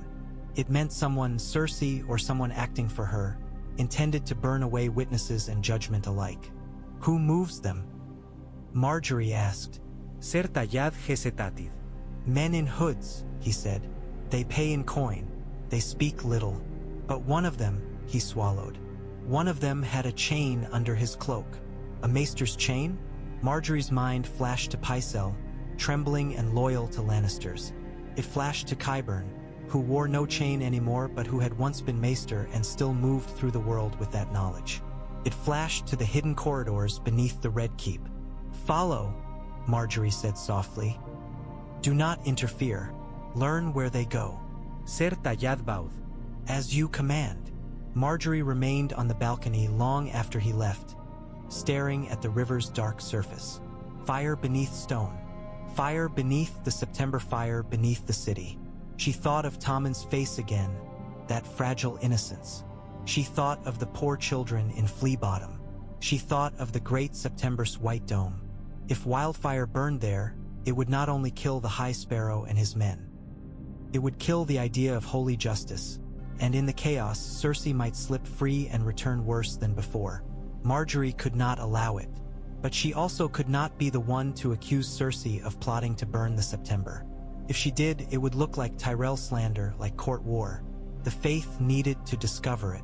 The Faith needed to see, with its own eyes, that the lioness would burn even gods to save herself. Margaery turned from the balcony and went to the September at dawn. She did not go in a grand procession. She went with only 2 guards and a cloak pulled low. She walked through H Street still slick with frost, past bakers opening shops, past prostitutes yawning in doorways, past beggars stirring from sleep. The great September rose before her, white and cold, its dome catching pale winter light. Inside, the air was warm with candles. The High Sparrow stood near the central altar, speaking quietly with a warrior's son. Margaery approached and curtsied. "Your High Holiness," she said. He turned, gaze settling on her like weight. "Your Grace," he replied. Margaery drew a breath. This was dangerous. This was the moment where she could be seen as manipulating, as using the Faith for her own ends. But the fire beneath the city was more dangerous. "I have heard," she said softly, "that men move green jars in the night." The High Sparrow's eyes narrowed. "Green jars," he repeated. Margaery nodded. "I do not know what is in them," she lied, and hated the lie even as she spoke it. "But I fear it is something that burns." The High Sparrow's gaze sharpened further. "Why do you fear this?" he asked. Margaery met his eyes. "Because those who fear judgment," she said quietly, "often reach for fire." The High Sparrow held her gaze a moment longer, then turned sharply and barked an order to the warrior's son beside him. The man nodded and strode away. The High Sparrow looked back at Margaery. "If you lie," he said, "you will answer for it." Margaery's stomach tightened. "I understand," she said. The High Sparrow's eyes were hard. "Go," he said, "pray, and leave the hunt to those who know how to hunt." Margaery bowed and stepped away, heart pounding. She knelt before the mother's altar, hands clasped, head bowed. She whispered a prayer for Tommen's safety, for the realm's stability, for the candle she had lit not to become an inferno. Behind her, footsteps moved, warriors' sons and poor fellows gathering, spears and cudgels in hand. The Faith was going hunting. And somewhere in a dark alcove beneath King's Landing, green jars waited like dragon eggs. They found the Wildfire at noon, because secrets never stayed hidden long when hunger sharpened eyes. A poor fellow discovered it first, not because he was clever, but because he was desperate. He had been sent to look for jars, and he looked everywhere, even places men of comfort would never think to look. In the filth under fish stalls, in the cellar beneath a tavern where the smell of sour ale made his eyes water, in the narrow crawl space behind a crumbling wall where rats nested. In the end, it was a crack in stone beneath an old storehouse near the September, a door half hidden behind stacked firewood, a faint smell of pitch and something sharper, almost sweet. The poor fellow pried at it with his cudgel until the wood splintered and the hinges groaned.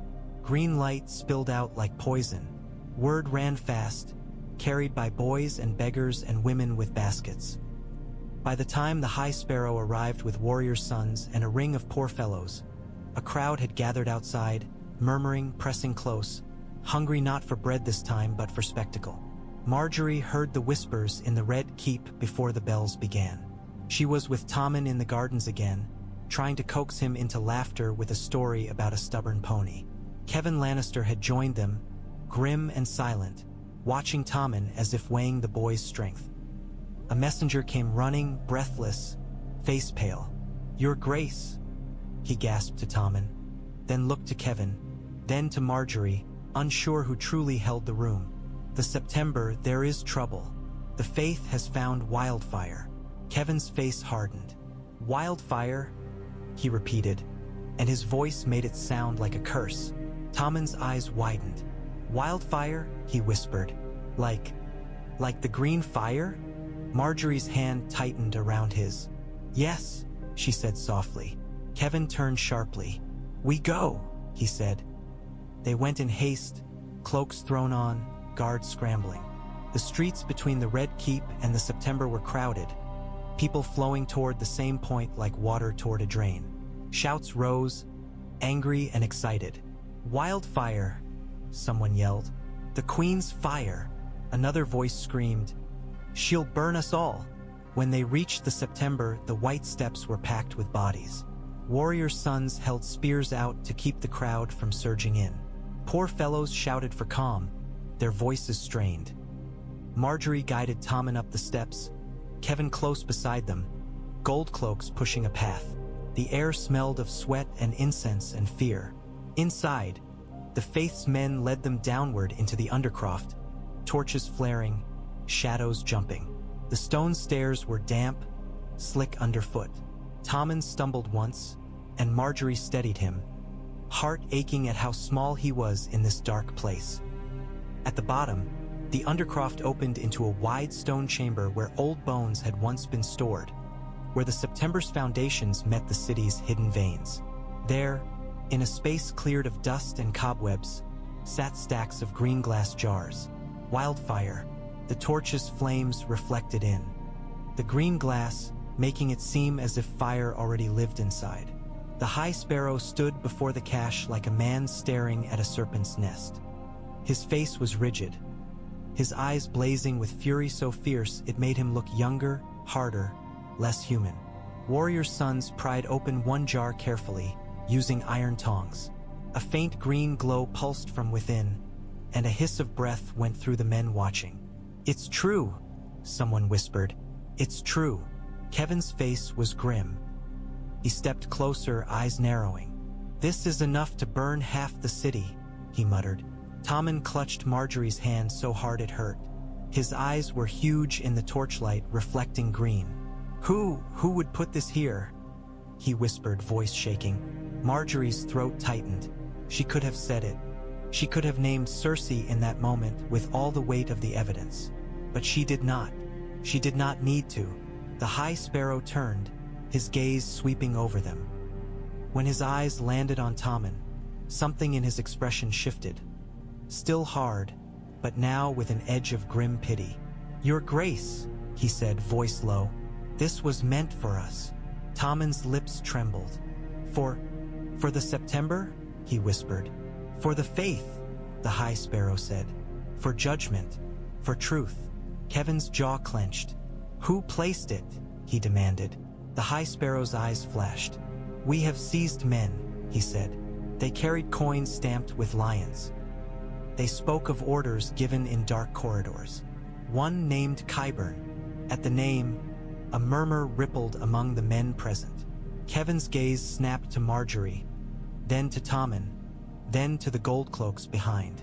Qyburn, the disgraced maester, Cersei's creature. Margaery felt Tommen's body go rigid. "Qyburn?" he whispered, confusion and fear mixing. "But he is mother's." He could not finish. The word friend, advisor, monster, stuck in his throat.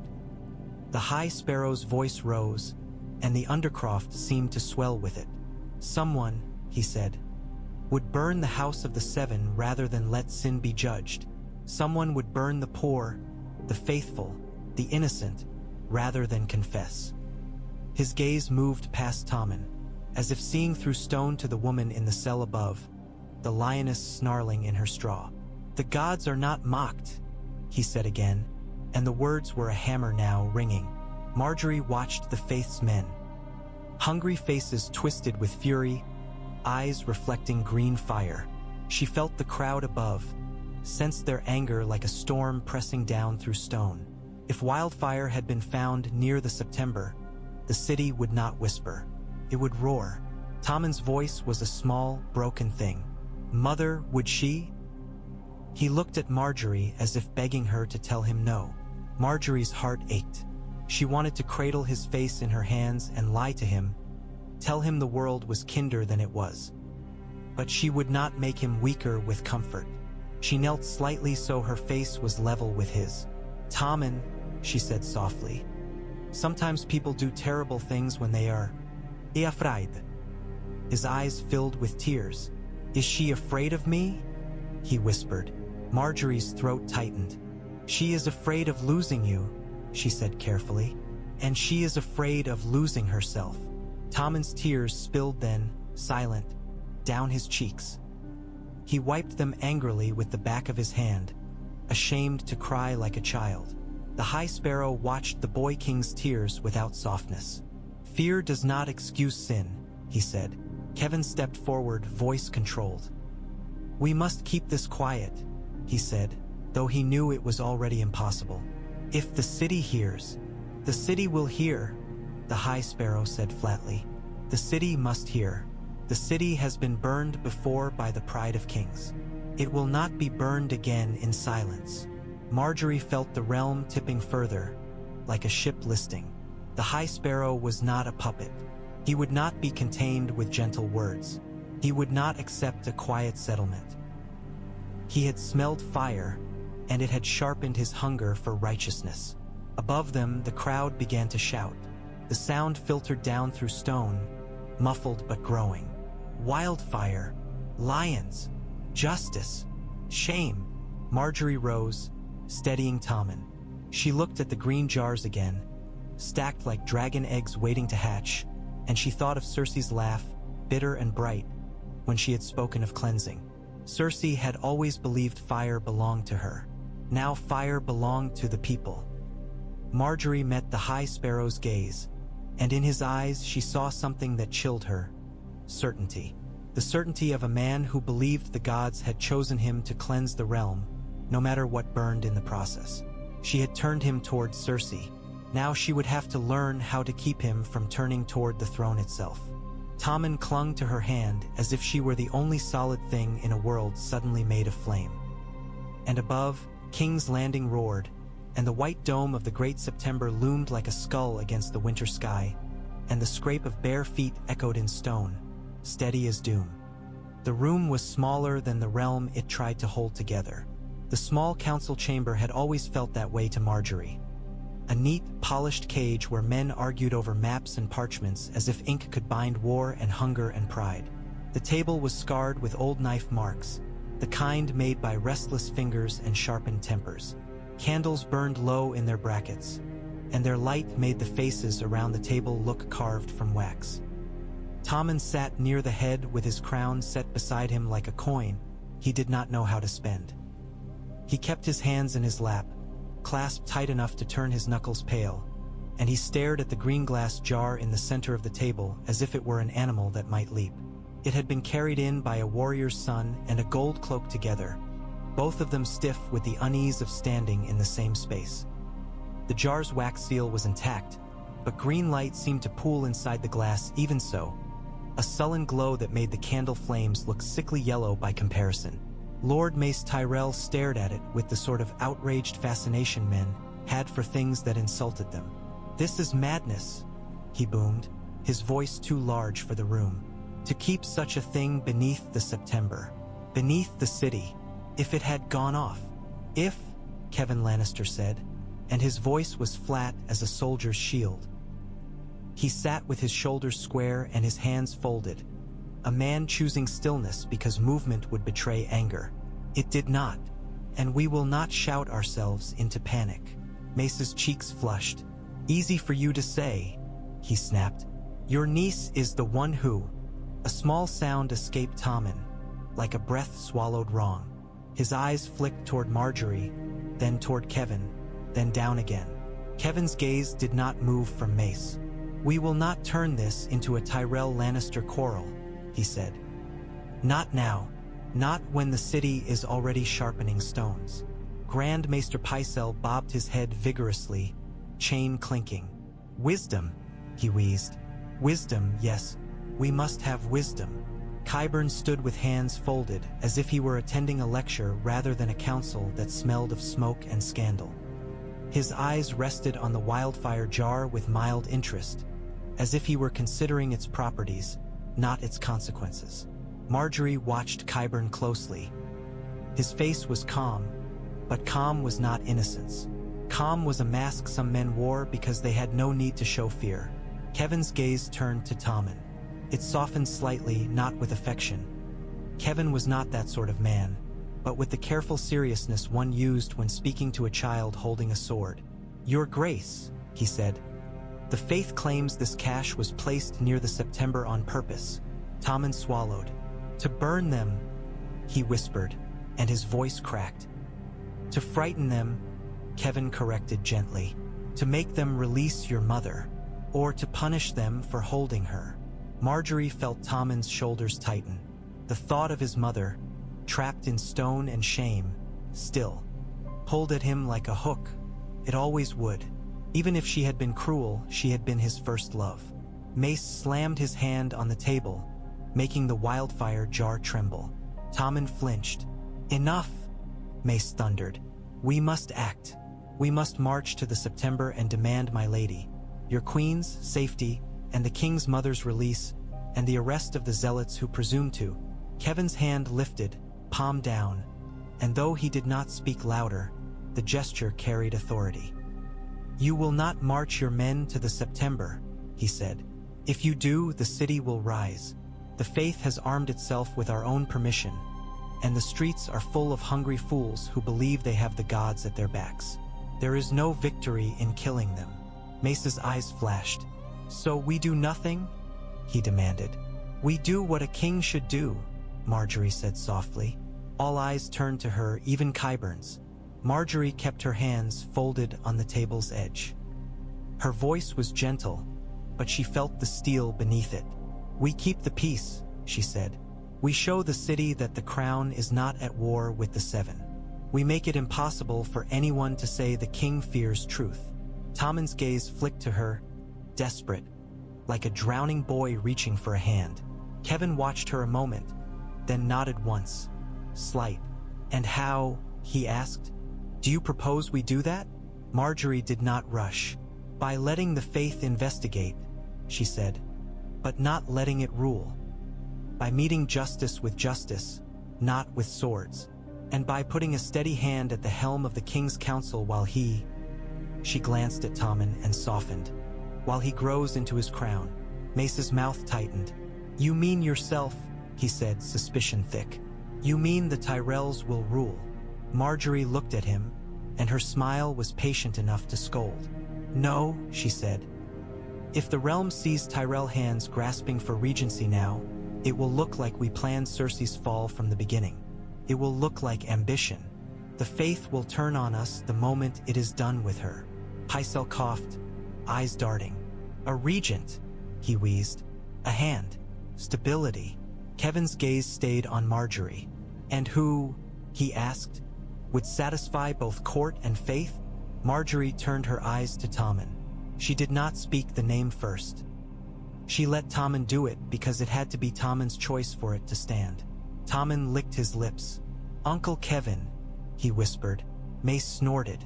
"A Lannister," he said as if it were a foul taste. Kevan did not look pleased. He looked tired. "I have no desire to sit in that chair," he said. "You have no desire," Margaery said softly. "But the realm has need."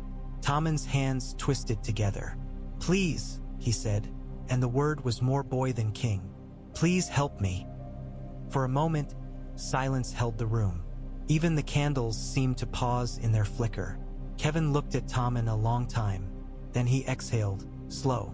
"If you command it," he said. Tommen swallowed hard and forced his voice steadier. "I command it," he said. Kevan bowed his head slightly. "Then I will serve," he said, "as hand, until you are old enough to rule." Margaery felt something loosen in her chest. Not relief exactly, but the sense of a knot pulled tight enough to hold. Kevan's presence would steady the ship.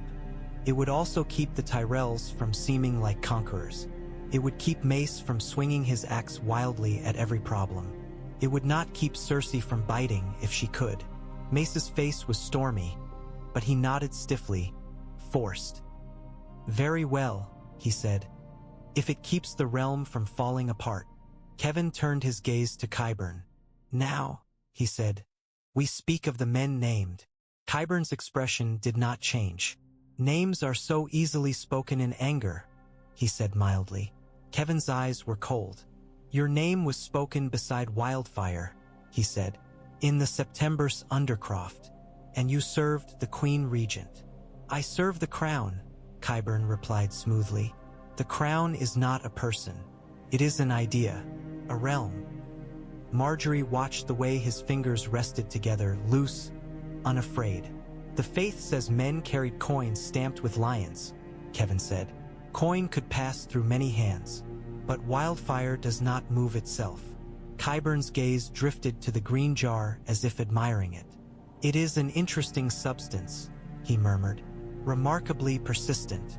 Tommen flinched again, and Margaery's hand slid under the table to rest lightly on his knee, steadying. Kevan's voice sharpened. "If you had any hand in this," he said, "you will answer." Qyburn smiled faintly. "I have no taste for fire," he said. "It destroys too much evidence." Mace made a disgusted sound. Pycelle's eyes widened in horror. Kevan's jaw tightened. "You will remain in the Red Keep," he said.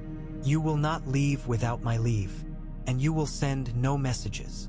Qyburn inclined his head, as if amused by the notion that doors could keep out a man who knew the castle's bones.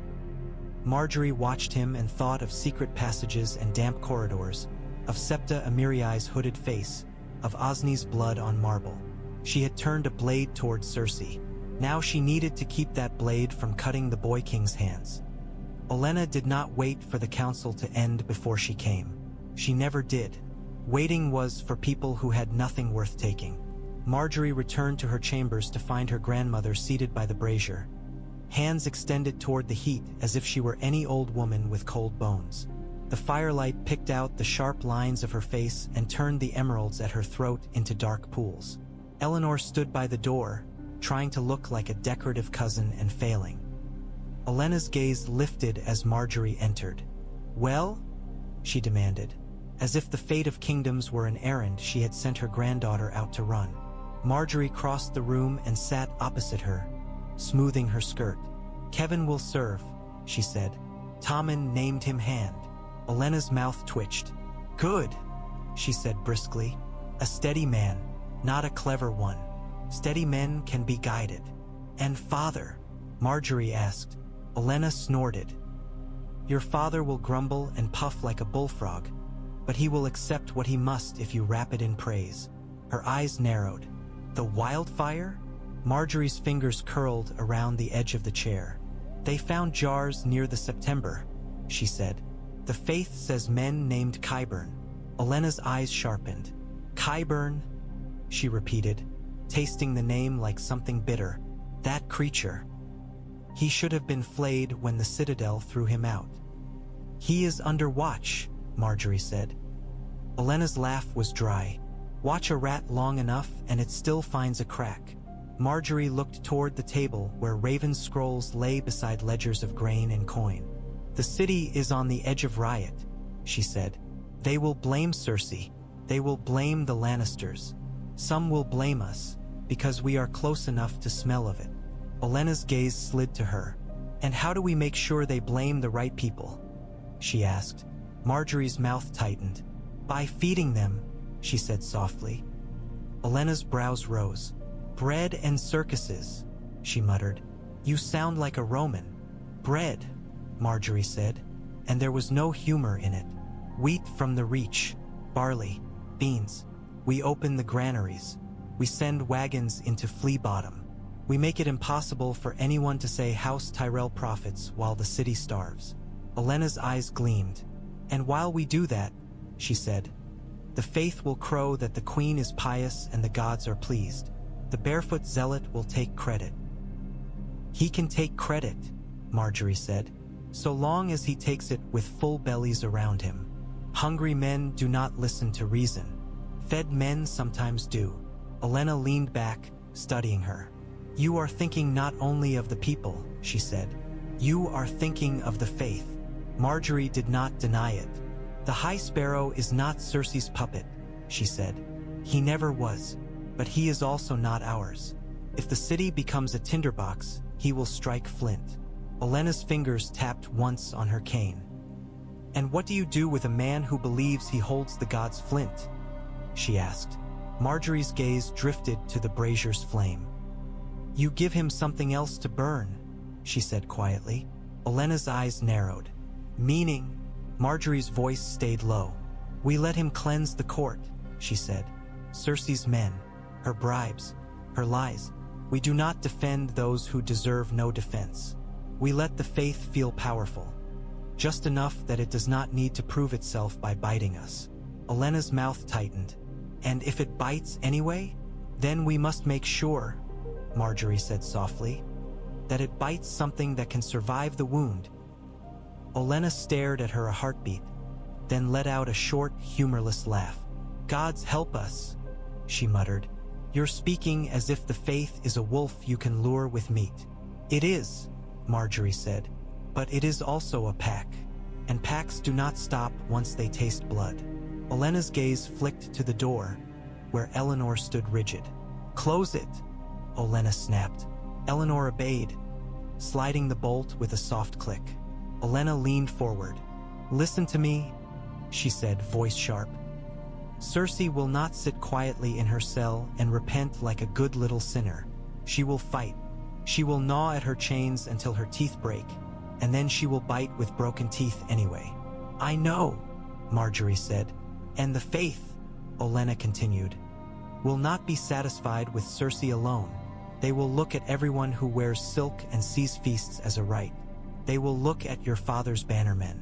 They will look at me. They will, Margaery agreed. Olenna's eyes narrowed further. So, she said, why did you not let me poison the kettle black and be done with it? Why do you insist on this holy dance? Margaery's smile was faint. Because poison is invisible, she said, and invisible deaths breed invisible suspicions. The faith does not believe in invisible things. They believe in confession, in shame, in public truth. Olenna made a small sound of disgust. Public truth, she muttered, as if truth were a vegetable she had never liked. Margaery reached across and took her grandmother's hand, feeling the dry skin, the bones sharp beneath. Grandmother, she said softly, I need you to do something. Olenna's eyes narrowed. I always do something, she said. Margaery's gaze held hers. I need you to remove Tina Merryweather, she said. Quietly, send her away from court. If she stays, she will whisper poison into ears that still listen to lions. Olenna's mouth twisted. That little viper, she said. Yes, I can do that. And, Margaery added, I need you to find Septa Aimray. Olenna's brows rose. The Septa? She asked. She met Osney in the keep, Margaery said. She helped prepare his lie. Olenna's eyes gleamed. Ah, she said, comprehension sharpening her features. A holy accomplice. That will make the High Sparrow's eyes light up like candles. Margaery nodded. Not killed, she said quickly. Found, held, brought before the faith with her mouth intact. Olenna sighed dramatically. Always with you, it's no killing, she muttered, but there was approval. Ben. Ethit. Fine. We will take her with silk gloves. Margaery exhaled slowly, feeling the knot in her chest tighten again, held by fragile threads. Olenna's gaze softened. Just a fraction, as close to tenderness as Olenna ever came. And you, she said, must sleep. Margaery almost laughed. Sleep? She echoed. Olenna's eyes sharpened again. Yes, sleep, she snapped, because you cannot outplay lions and sparrows if you fall over from exhaustion. Margaery smiled faintly. I will try, she promised. Olenna rose, leaning on her cane. Do more than try, she said, and then paused at the door. Her gaze turned back, sharp as ever. And Margaery? Yes. Olenna's mouth tightened. Do not fall in love with your own cleverness, she said. It is the quickest way to die. Then she was gone, leaving behind the scent of rosemary and the weight of old warnings. Margaery sat by the brazier and watched the flames, thinking of a queen as a candle, and wondering how long she could burn without smoke. Tommen's knees hurt. He tried not to fidget, because Margaery had told him a king should be still in prayer, but the stone floor was cold even through thick cloth, and his legs tingled with the ache of holding himself steady too long. The September smelled of incense and wax, and the air was warm enough that his breath did not fog, but the chill of the marble seemed to creep up through his bones. Margaery knelt beside him with perfect grace, hands clasped, head bowed. Her cloak was plain wool, not the emerald silks she wore to feasts. Her hair was braided simply, no jewels, no roses except the one small brooch at her throat. She looked, Tommen thought, like a woman who belonged here. He wanted to belong too. The High Sparrow stood above them near the altar, and Tommen could feel the man's gaze even without looking up. It was like sunlight on the back of his neck, warm and unforgiving. Warriors' sons lined the steps behind the High Sparrow, mail dim in candlelight, star sigils bright. Septons in rainbow robes swung censers, letting sweet smoke curl and drift. The aisles were full. Small folk pressed close, their faces turned toward the king as if they were watching a miracle.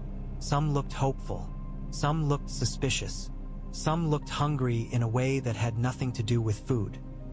When the prayers ended, the High Sparrow raised his hands, and the September fell quiet as if someone had smothered a fire.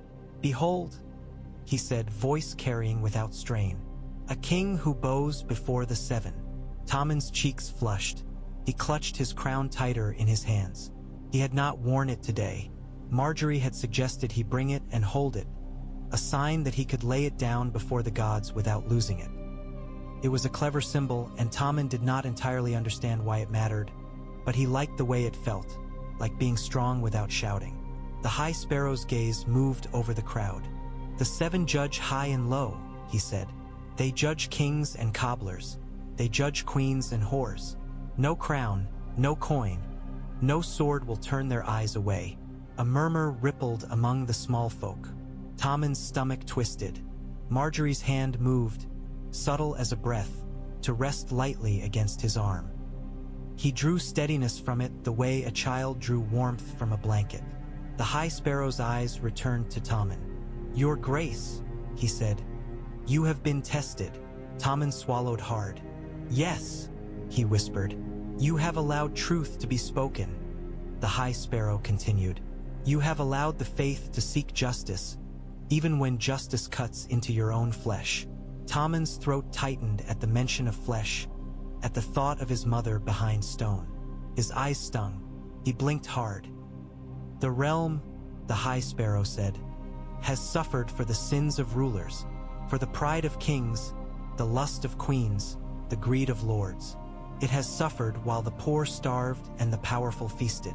Faces in the crowd nodded. Someone spat softly on the floor, and another hissed, "Aye." Tommen wanted to tell them he had not feasted. Not like that. He wanted to tell them he liked lemon cakes and puppies, not power. But he knew that was not the point.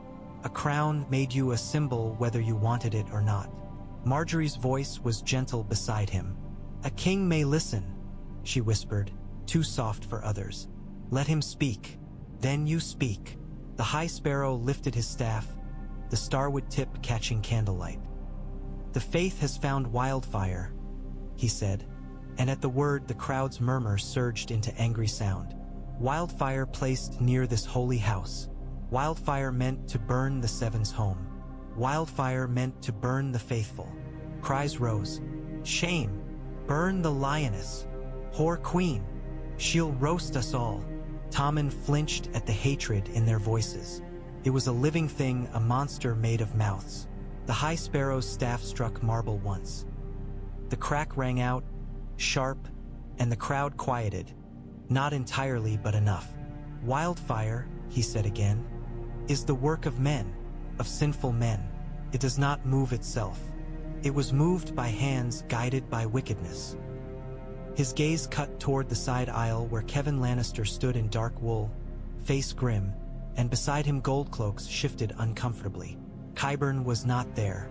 The crown, the High Sparrow said, must show the realm that it does not shield wickedness, that it does not protect sinners because they share blood with kings. Tommen's stomach turned. He looked up then because he had to. He met the High Sparrow's eyes, and the man's gaze was like cold water, cleansing, merciless. Tommen's voice shook when he spoke, but it carried in the September's hush. "I will not shield wickedness," he said.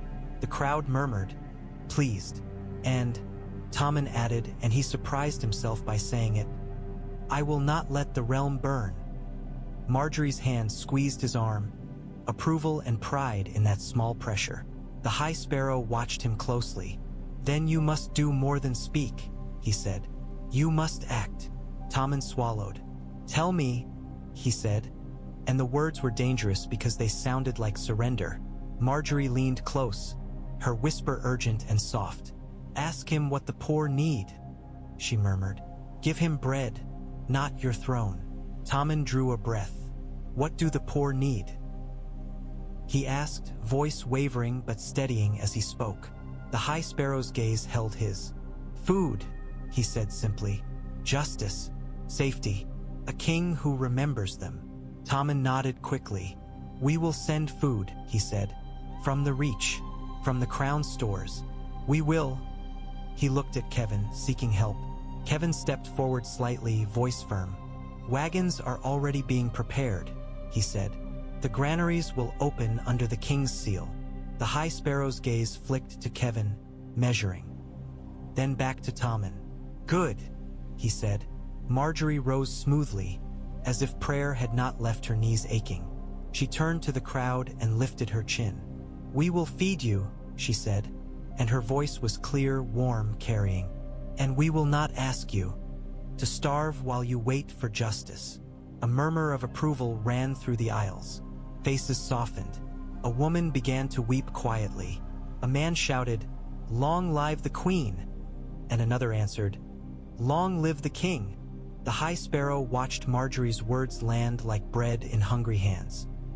His expression did not soften, but something in his gaze shifted, recognition, perhaps, that she understood the language of the people as well as he did. He lifted his staff again. "The gods are watching," he said. "If the crown speaks truth, let it keep speaking. If it speaks lies, let it choke on them." Tommen shivered despite the warm air. When they left the September, the winter light outside was pale and harsh. The city's noise rushed back. Vendors shouting, carts rattling, distant arguing. The endless hum of too many lives pressed together. Tommen's breath came fast. "Did I do it right?" he whispered, as if he were still a boy asking if he had read the words correctly. Margaery smiled at him, and this time the smile was for him alone. "You did well," she said. "You spoke like a king." Tommen's shoulders sagged with relief, then tensed again. "But mother," he began, and his voice broke. Margaery's smile faded into something gentler. She took his hand. "We will do what we can," she said, "and we will not let her burn the realm." Behind them, in the September's shadow, the High Sparrow watched them go, and his gaze was not that of a man satisfied. It was the gaze of a man preparing his next judgment. The wagons rolled at noon, and the city followed them like hungry dogs. Tyrell carts painted green and gold creaked through streets slick with mud, their wheels leaving deep tracks. Sacks of grain piled high under canvas, barrels of salt fish, crates of dried beans. Poor fellows walked alongside, cudgels on their shoulders, star sigils stitched on their cloaks. Warriors' sons marched ahead with spears, their mail catching weak winter light. Margaery walked beside Tommen, letting him be seen, letting him be touched by the reality of the city. Kevan had argued for keeping the king in the keep. Safer, quieter, easier to guard. Margaery had insisted that safety bought with distance was not safety at all. A king who hid was a king who invited others to speak for him. So Tommen walked in Flea Bottom again, and his boots sank into mud. He flinched at the smells. The sour stink of piss in alleyways, the sharp odor of fish guts, the smoke of damp wood burning. He tried not to wrinkle his nose, because he knew it would look like contempt. His cheeks were pale, eyes wide. Margaery moved steadily, stopping often to lift a sack into a hungry man's arms, to place a loaf into a child's hands, to touch an old woman's cheek and murmur a blessing. The people surged close, their voices rising in a chaotic chorus of gratitude and demand. "More!" someone shouted. "My children, God's bless you," a woman sobbed, clutching bread to her chest as if it were a baby. "Where's the lioness?" a man snarled, and others spat. Tommen's hand tightened around Margaery's. "They hate her," he whispered, eyes shining. Margaery's throat tightened. "They are afraid," she whispered back, "and fear likes to wear hatred." Ahead, a commotion broke out near a doorway painted red.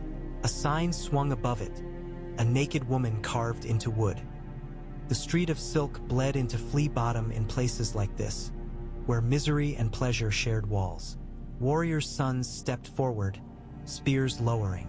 A poor fellow slammed a plank across the brothel's door, hammering nails with quick, hard blows. Inside, voices screamed, frightened and angry. A woman burst out before the door could be barred, hair wild, face painted, her dress torn.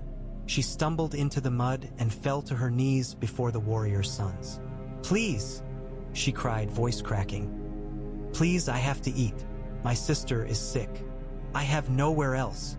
The warrior's son looming over her was young, jaw clenched, eyes hard with righteousness. "You sell sin," he said. "I sell what men demand," she sobbed. "It's not me." "Silence," he snapped, and lifted his spears, but as if to shove her aside. Tommen made a small strangled sound, stepping forward instinctively. Margaery's hand tightened on his, holding him back just enough to think. Margaery moved instead. She stepped into the space between the spear and the woman, her cloak brushing mud. The warrior's son froze, startled, as if he had not expected silk to enter this fight. "Stop, Margaery," Why said, and her voice was not loud, but it carried. The warrior's son's eyes flicked to her, then to Tommen, and uncertainty flashed. "Your Grace," he said stiffly. Margaery lowered her gaze to the woman in the mud. Up close, she could see the woman was not much older than Mega, cheeks hollow beneath paint, hands trembling with cold. "What is your name?" Margaery asked gently. The woman blinked, confused by the question. "Maya," she whispered. Margaery nodded. "Maya," she said. "Do you have children?" The woman shook her head, tears spilling. "No," she sobbed. "Just my sister." Margaery turned her gaze to the warrior's son. "This woman is not a lord," she said softly. "She does not own land. She does not have coin. She has a body and a hungry mouth. If you bar her door, you must give her another." The warrior's son's jaw tightened. "Sin is sin," he said. Margaery's smile was gentle, and there was steel under it. "Then punish the men who buy it," she said. "Not only the women who starve." A murmur rippled through the crowd. Some nodded, some laughed bitterly. A woman shouted, "Punish the lords who come at night." The warrior's son flushed. His eyes darted to Tommen, as if seeking the king's approval. Tommen's voice came out small but clear. "Do not hurt her," he said. The warrior's son stiffened. "Your Grace," he said, and bowed his head, forced. Margaery reached into a pouch at her belt and pulled out a small coin purse. She knelt in the mud, felt the cold seep through her cloak, and pressed it into Maya's hands. "This will feed you," she said softly, "for a little while. Come to the September tomorrow. There will be work. We will find you a place in the kitchens, or in the laundries, or—" Maya clutched the purse like salvation. "Thank you," she sobbed. "Thank you, Your Grace." Margaery rose, mud on her hem, and turned to the warrior's son. Bar the door if you must, she said. But do not forget that the mother's mercy is also holy. The warrior's son swallowed, uncertain. He nodded stiffly and stepped back, signaling to the poor fellows to finish nailing the plank. Tommen stared at Margaery, awe and confusion in his eyes. You knelt, he whispered. Margaery squeezed his hand. A queen can kneel, she murmured. So a king can stand. They walked on, leaving behind the barred brothel and the woman clutching coin. The crowd pressed close again, hungry for more miracles. A merchant with a cart of turnips watched them with narrowed eyes, fear and calculation mixed. If the faith shuts the brothels, he muttered to another man, they'll come for alehouses next, for dice, for songs. His companion spat. Let them, he said bitterly. Maybe they'll come for the lords too. Margaery heard the words and felt the chill beneath them. The city's hunger was not only for bread. It was for someone to blame, someone to punish, someone to drag down from high places. She glanced toward the warrior's sons marching ahead. Their backs were str. Their spears steady. They looked like order. Order could become tyranny easily, if it believed itself righteous enough. Tommen stumbled in the mud, and Margaery steadied him. He looked up at her, cheeks flushed. Is it bad? He whispered. That I don't want them to hurt anyone? Margaery's smile was soft. No, she said. It is good. Tommen's gaze flicked toward the Faith's men. But they think hurting is justice, he whispered, frightened. Margaery's heart tightened. Then, she said quietly, we must show them what justice looks like when it is strong and kind. Above them, the gray sky hung low, heavy as a lid, and somewhere beneath stone, green fire waited, patient. Qyburn did not flinch when men spoke his name with wildfire on their tongues. He had been called worse things in Old Town when the Citadel stripped him of his chain.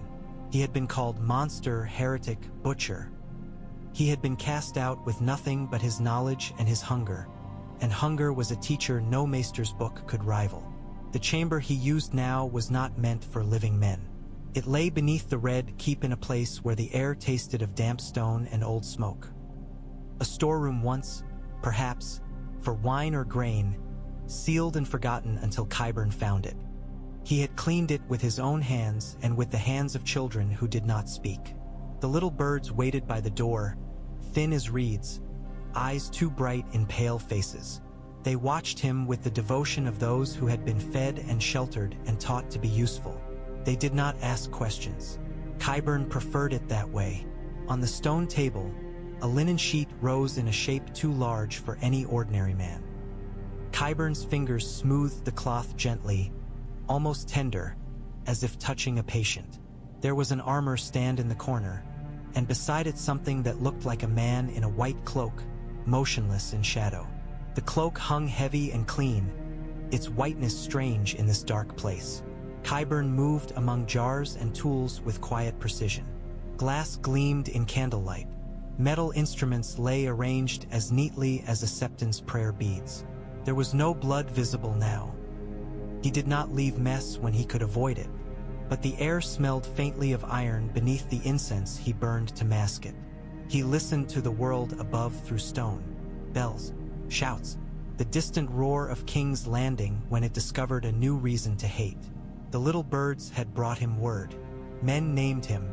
Kevan Lannister had ordered him watched. The Faith sniffed for him like dogs. Qyburn smiled faintly, not amused so much as interested. Fear, he murmured, and his voice was soft enough that only the stone could hear. So much fear. He turned to the silent children. Bring me what I asked for, he said. One of the birds nodded and slipped out. The others remained still as statues. Qyburn lifted a small vial of pale fluid, held it to the candle. The flame's light turned it opalescent. There are many kinds of fire, he murmured. Green fire that eats stone, red fire that eats flesh, white fire that burns inside the mind. He thought of Cersei in her cell. He could almost see her face. Rage and humiliation, teeth bared. Cersei was a creature of pride. pride was brittle. It shattered when struck by shame. He had served her because she had offered him freedom, coin, and the chance to practice what the Citadel forbade. He had not served her because he believed in her. Qyburn believed in nothing but possibility. Now possibility shifted. Kevan Lannister's steady hand threatened to close doors. The Faith threatened to smash them. The Tyrell Queen smiled like spring, and spring could be more dangerous, and winter because it made men forget they could die. Qyburn moved to the table again and drew back the linen sheet. The face beneath was hidden by another cloth, but the shape of the body was vast. Shoulders like a bull's, chest like a barrel. Qyburn's fingers rested on the covered brow as if feeling for warmth that should not be there. "Not yet," he murmured. Soon, a soft scuff sounded at the door. One of the birds returned, holding a small pouch of coin and a folded scrap of parchment sealed with plain wax. Qyburn took the parchment and broke the seal. He unfolded it, eyes scanning the words. It was not signed. It did not need to be. The hand was familiar. Sharp strokes, impatient. Rage pressed into ink. Qyburn's mouth curved faintly. Cersei still had ways to send messages. She still had teeth. He read the words again. They spoke of humiliation, of vengeance, of the High Sparrow's head, of fire. Qyburn's gaze lifted to the motionless white cloak in the corner, to the idea of a champion made not of vows and honor but of flesh and craft. "You want fire," he murmured to the parchment, as if speaking to Cersei through it. "Fire is easy." He folded the scrap carefully and tucked it into his sleeve. Then he turned to the birds. "Bring me," he said softly. The man called Wisdom Haleen. The children's eyes widened a fraction. Fear, perhaps, because even they knew the Pyromancer's name carried danger. One bird nodded and slipped away. Qyburn returned to his tools, and his hands moved with the calm of a man who did not fear judgment because he did not believe judgment applied to him. Above, bells tolled for prayer. Below, Qyburn prepared answers the gods would not like. The Pyromancer's hall smelled of vinegar and old smoke.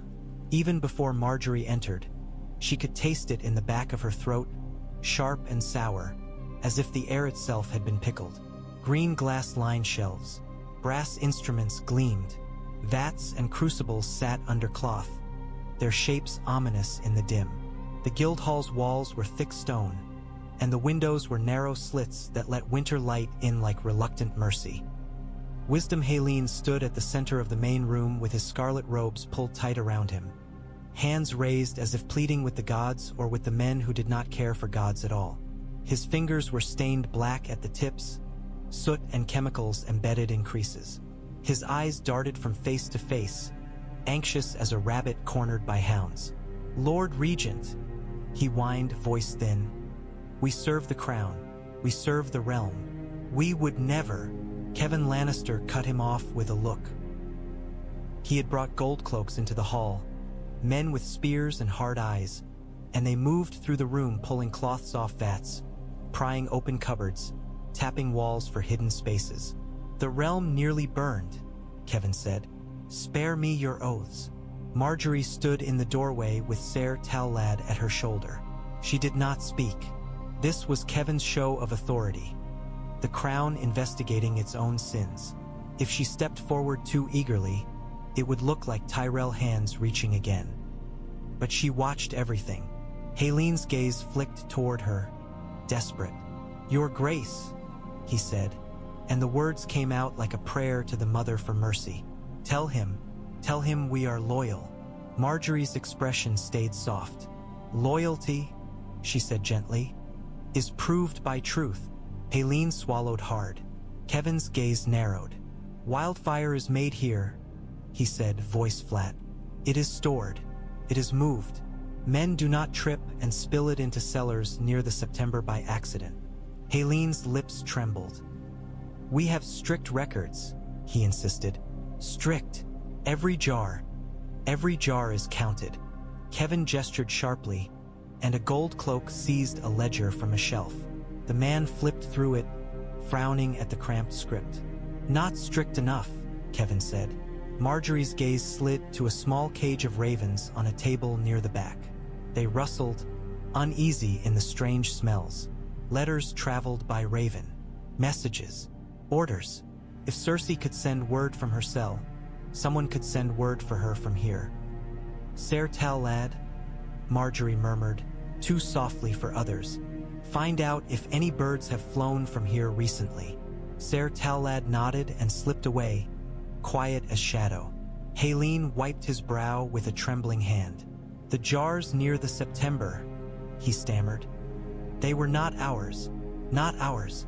We were not told." Kevan stepped closer, voice lowering dangerously. "Who told you anything at all?" he asked. Haleen's gaze darted to the gold cloaks. His shoulders hunched as if expecting a blow. "No one," he whispered, and it was a lie spoken out of fear. Kevan's jaw tightened. He turned slightly, gestu. "Ring." 2 gold cloaks stepped behind Haleen, looming. Haleen's breath came fast. "Wait," he squeaked. "Wait, there was a man. In black." Margaery's stomach tightened. "Qyburn." Kevan's eyes hardened. "When?" he demanded. Haleen swallowed. "Last night," he whispered. "He came with coin, with words. He said the crown needed a certain number of jars moved. He said it was secret. He said the king's mother." Haleen choked on the phrase. "He said the queen regent required it." Kevan's face went still. "Where is this man?" he asked, voice like ice. Haleen's eyes darted toward the narrow windows, toward the alley outside. "He left," he whispered. "He left quickly." Margaery's gaze flicked toward the doorway, and in her mind she saw Qyburn's calm smile, the way he had inclined his head as if obeying Kevan's order to remain in the keep were a mild inconvenience. Outside, somewhere in the city's twisting alleys, Qyburn's black cloak vanished like a shadow at dusk. Kevan turned to his gold cloaks. "Seal the guild hall," he ordered. "No jars leave, no ravens fly. If any man resists, put him in irons." Haleen's face crumpled. "We will starve," he whispered. "Without coin, without work." Kevan's gaze was unforgiving. "Better you starve," he said. "Then the city burns." Margaery watched Haleen's terror and felt the old unease deepen.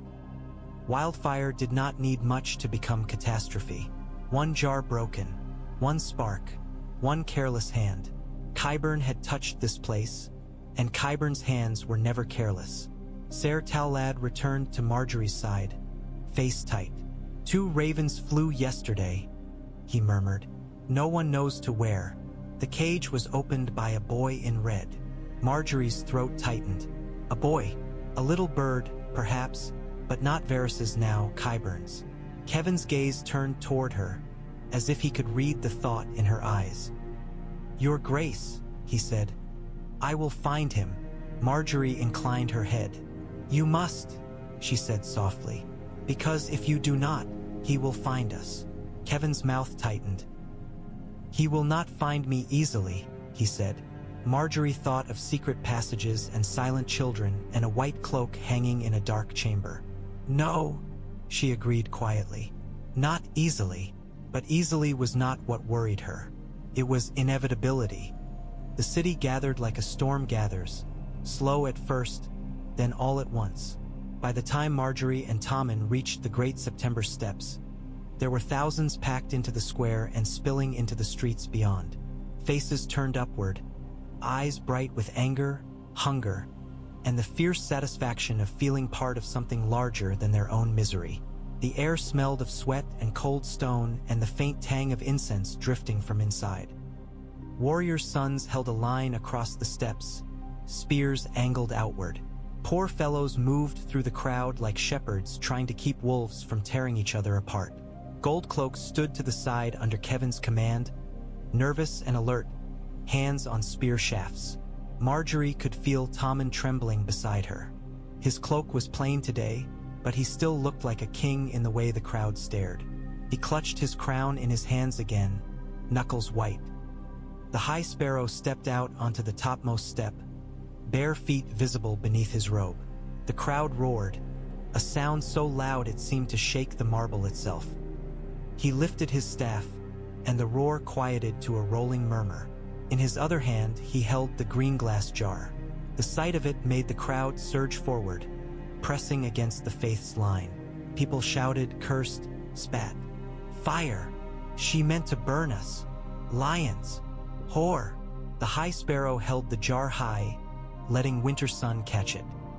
Green light glimmered inside, an ugly, seductive glow. This, he said, and his voice carried over the murmurs, is what pride looks like.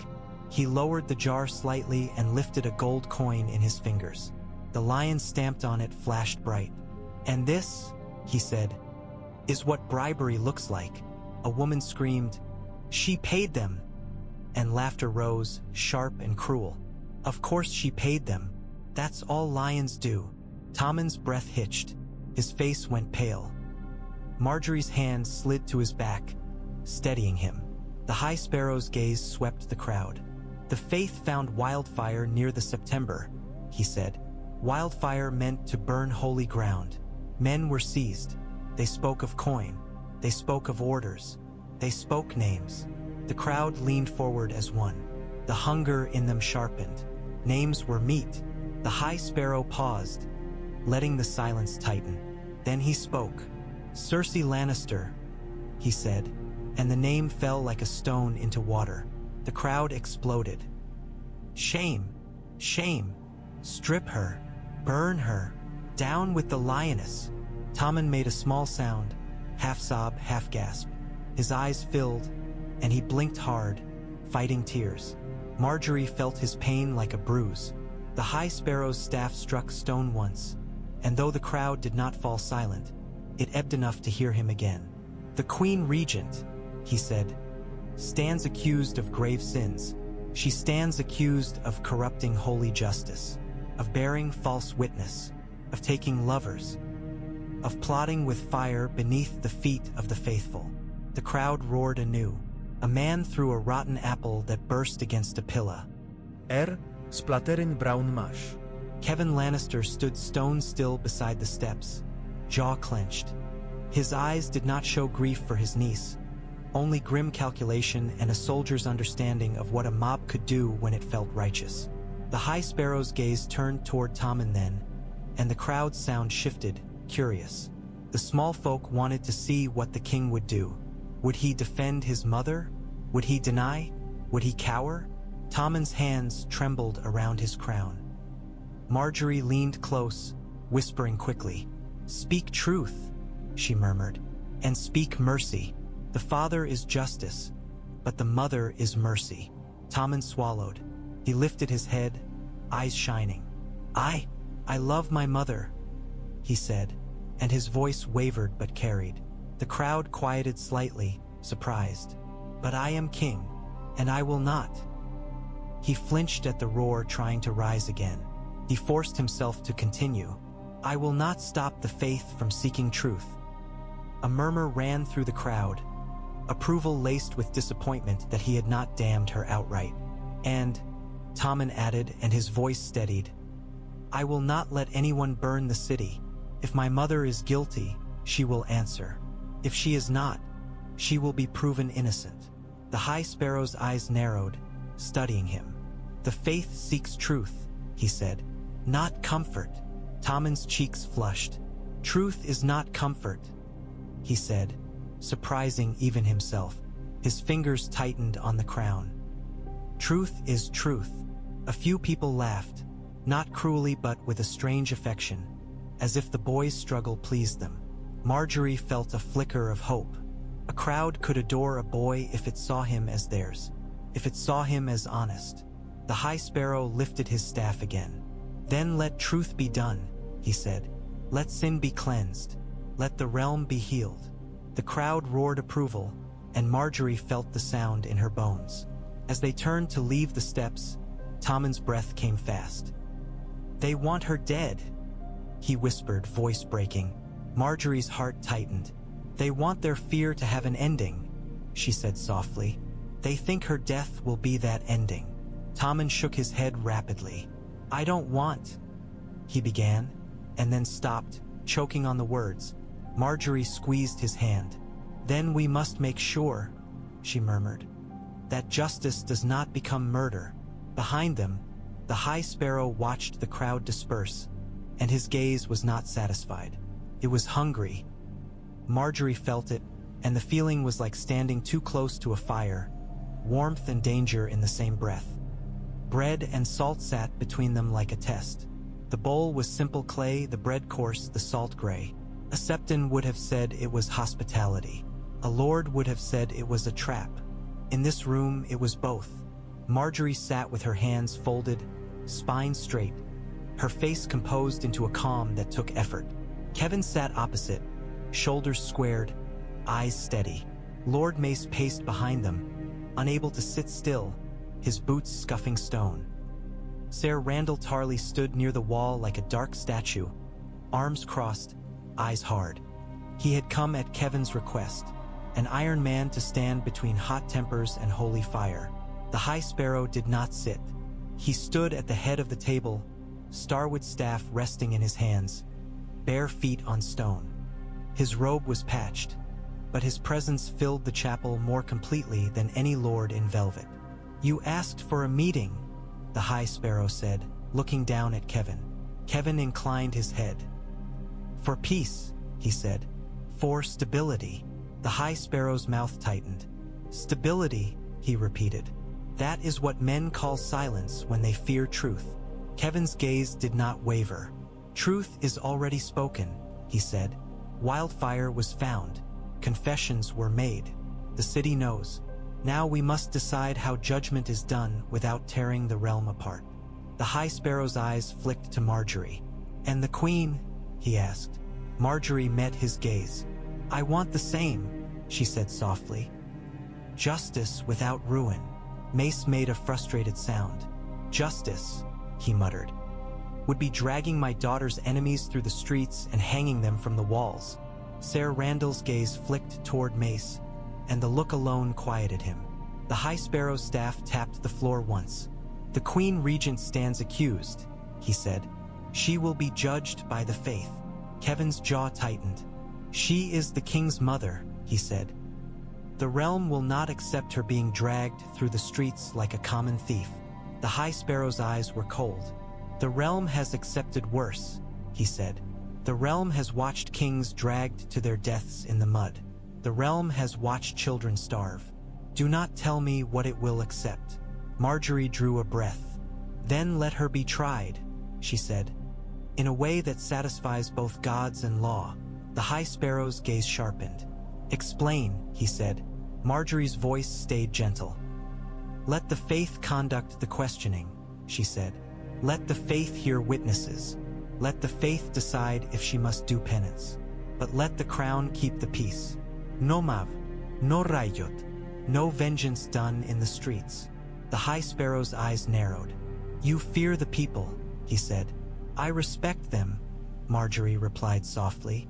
"And I fear what hunger and anger can become." Kevan nodded slightly. "The faith has power now," he said. "More than any of us expected. If you use that power carefully, the realm may survive. If you wield it like a hammer, you may break the very people you claim to serve." The High Sparrow's mouth tightened. "You speak to me of care," he said. "When kings have slaughtered the innocent for sport." Kevan's eyes hardened. "I have fought in wars," he said. "I have buried sons. Do not mistake me for a fool in silk." The High Sparrow held his gaze, and for a moment the room felt like a battlefield where neither man moved. Then Margaery leaned forward slightly. "There will be food," she said. "From the Reach, daily wagons. We will repair broken septs in the city. We will pay the faith's debts fully, not as a bribe but as restitution for years of neglect." Mace stopped pacing. "We will?" he snapped, as if surprised to be volunteered. Margaery did not look back at him. "Yes," she said calmly. "We will." The High Sparrow's eyes flicked to the bread and salt. "Food," he said. "Coin. Repairs." His tone suggested these were not enough to wash sin. "And," Margaery added, "we will make an example of those who moved the wildfire, not hidden executions. Public trials." So the city sees that the crown does not shield them. Kevan's gaze slid toward her, brief approval. He understood, as she did, that spectacle could be medicine as well as poison. The High Sparrow's staff tapped again, thoughtful. "And what do you want in return?" he asked, blunt. Margaery did not pretend. "Restraint," she said. No torture. No forced confessions. No dragging women through streets to be torn apart by mobs. The High Sparrow's eyes hardened. "Sin is not cleansed with gentle words," he said. "Nor is it cleansed by turning justice into cruelty," Margaery replied, and her voice sharpened just a fraction. "If you do that, you will become what you claim to fight." Ser Randall shifted slightly, and the metal of his armor made a soft sound. "The Queen speaks sense," he said, voice rough. "If the city riots, your Faith Militant will not hold it alone." The High Sparrow looked at Randall as if seeing a new kind of threat. "Not pride, not lust, but iron," May scoffed. "My men," he began. Kevan cut him off without looking back. "Enough," he said. Then to the High Sparrow, "The king will not interfere with your questioning," he said. "But he will not surrender his authority. The faith may judge sin, but it will not command the crown." The High Sparrow's eyes narrowed, and Margaery felt the danger in that narrowing. The man did not like boundaries. Boundaries were compromises, and compromise smelled like corruption to men who believed themselves pure. "The king," the High Sparrow said slowly, "is a child." "The king," Kevan said, and there was iron in it, "is still king." Silence again. Then the High Sparrow exhaled, slow. "Very well," he said at last. "The faith will seek truth. The crown will keep peace. The Queen Regent will answer." Margaery felt her shoulders loosen a fraction. "But," the High Sparrow added, and his eyes cut toward Margaery like a blade, "I will not be bought. Do you hear me? Not by bread. Not by coin. Not by pretty words." Margaery held his gaze. "I hear you," she said softly. The High Sparrow's expression remained hard. "Good," he said, "because the gods hear everything." He turned to leave, bare feet scraping stone, and the sound was steady as ever, but now it carried something else, something like a promise. When he was gone, Mace let out a breath like a bull snorting. "You let him have too much," he grumbled. Kevan's gaze stayed on the doorway the High Sparrow had vanished through. "He already has too much," he said quietly. "We are simply learning the shape of it."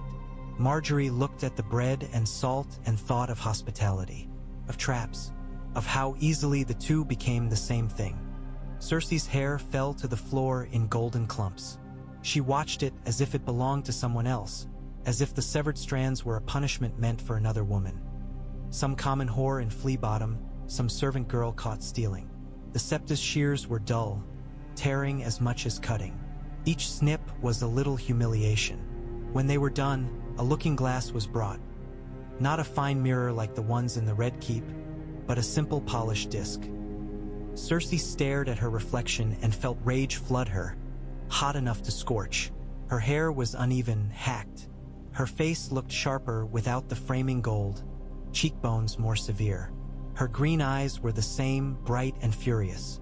They had taken her gown and given her brown cloth. They had taken her jewels.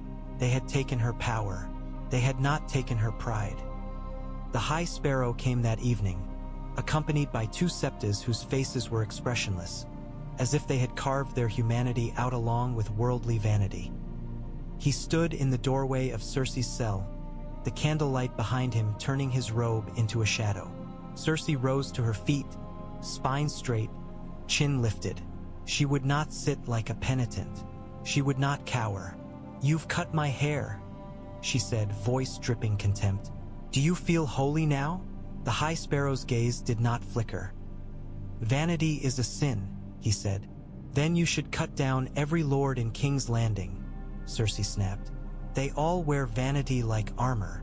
The High Sparrow stepped into the cell, bare feet making that soft scrape on stone. The sound made Cersei's skin crawl.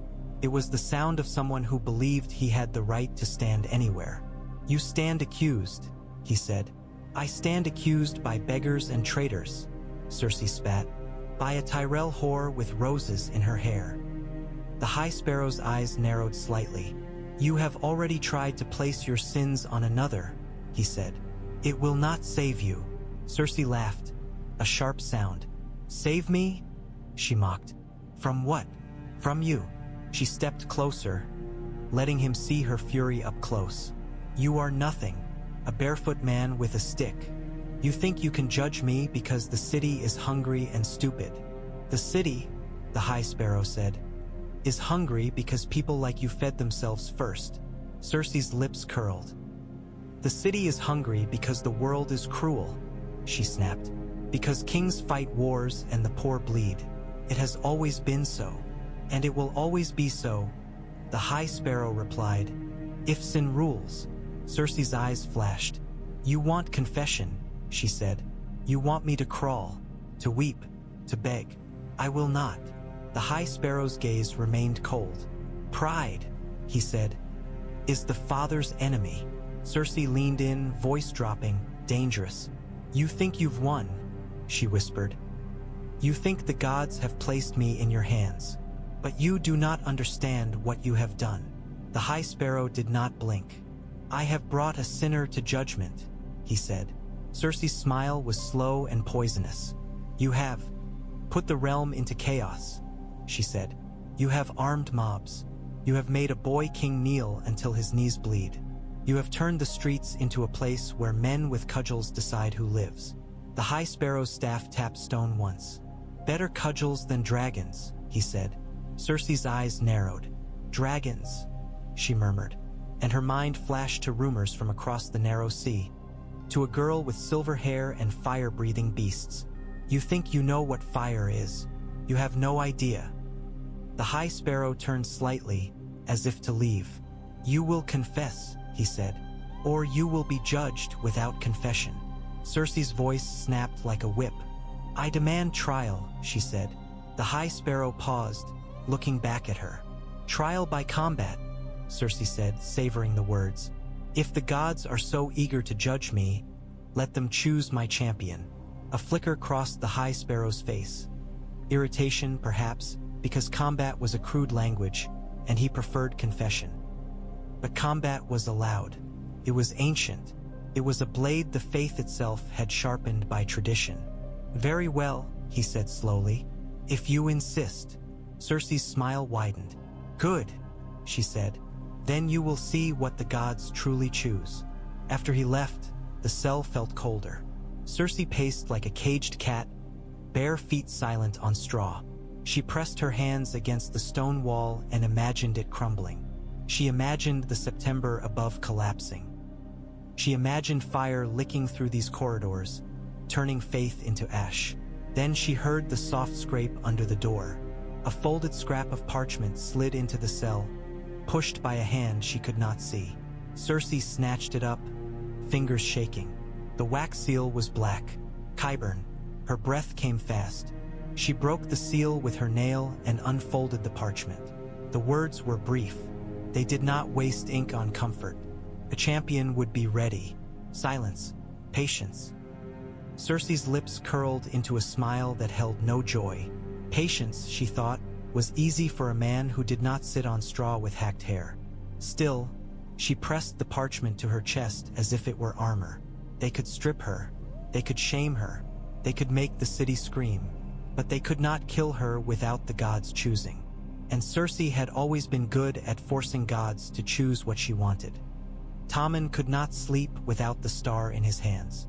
It was a small thing, wood carved into 7 points, smooth under his thumb where he had worried it over and over. Margaery had seen Septas give such trinkets to frighten children in Flea Bottom. Tommen held it now like a shield. He sat on his bed in his nightshirt, knees drawn up, staring at the hearth as if fire might tell him what to do.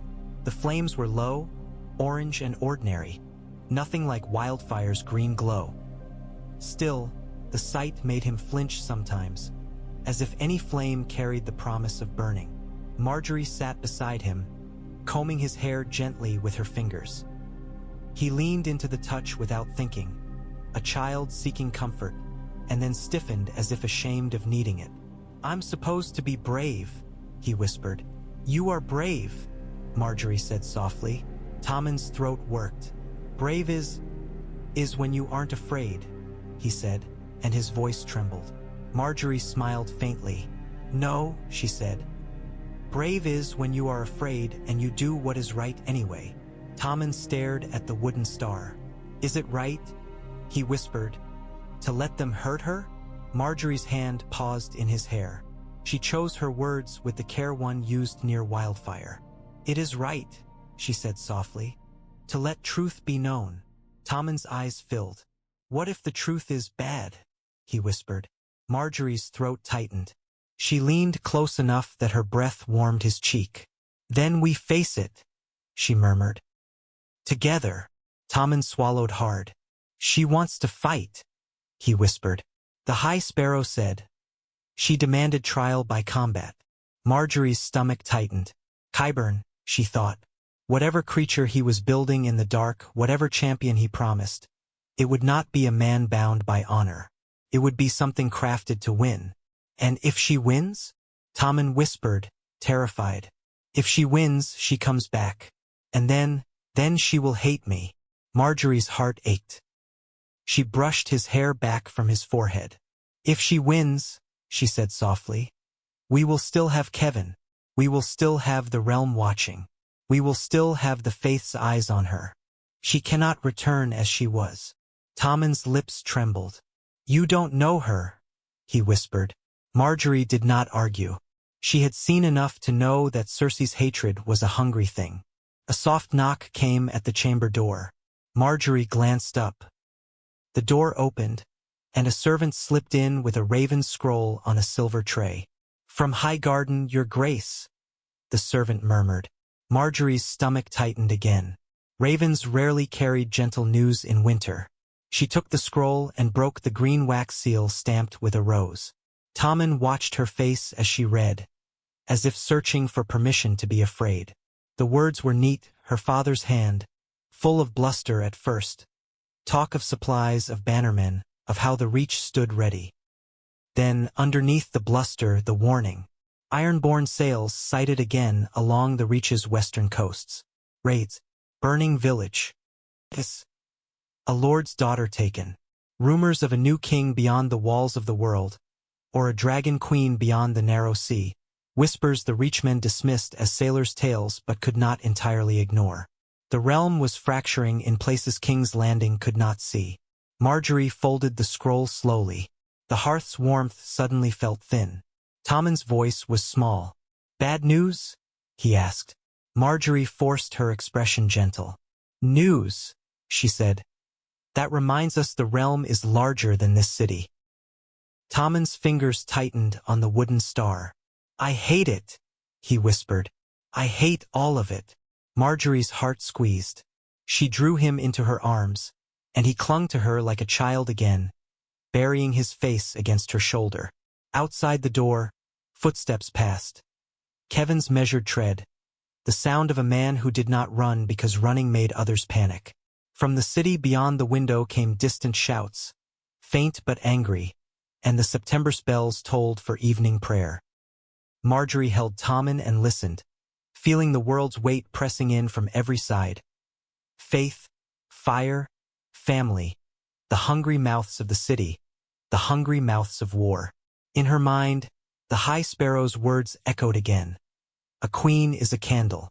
Margaery stared into the hearth and watched the flame bend and dance, and she wondered how long she could keep it bright without smoke, how long she could keep the realm from catching fire. And in the darkness beneath stone, somewhere Qyburn worked, and somewhere Cersei smiled into her hatred, and somewhere the sea carried black sails toward shores that had once believed themselves safe.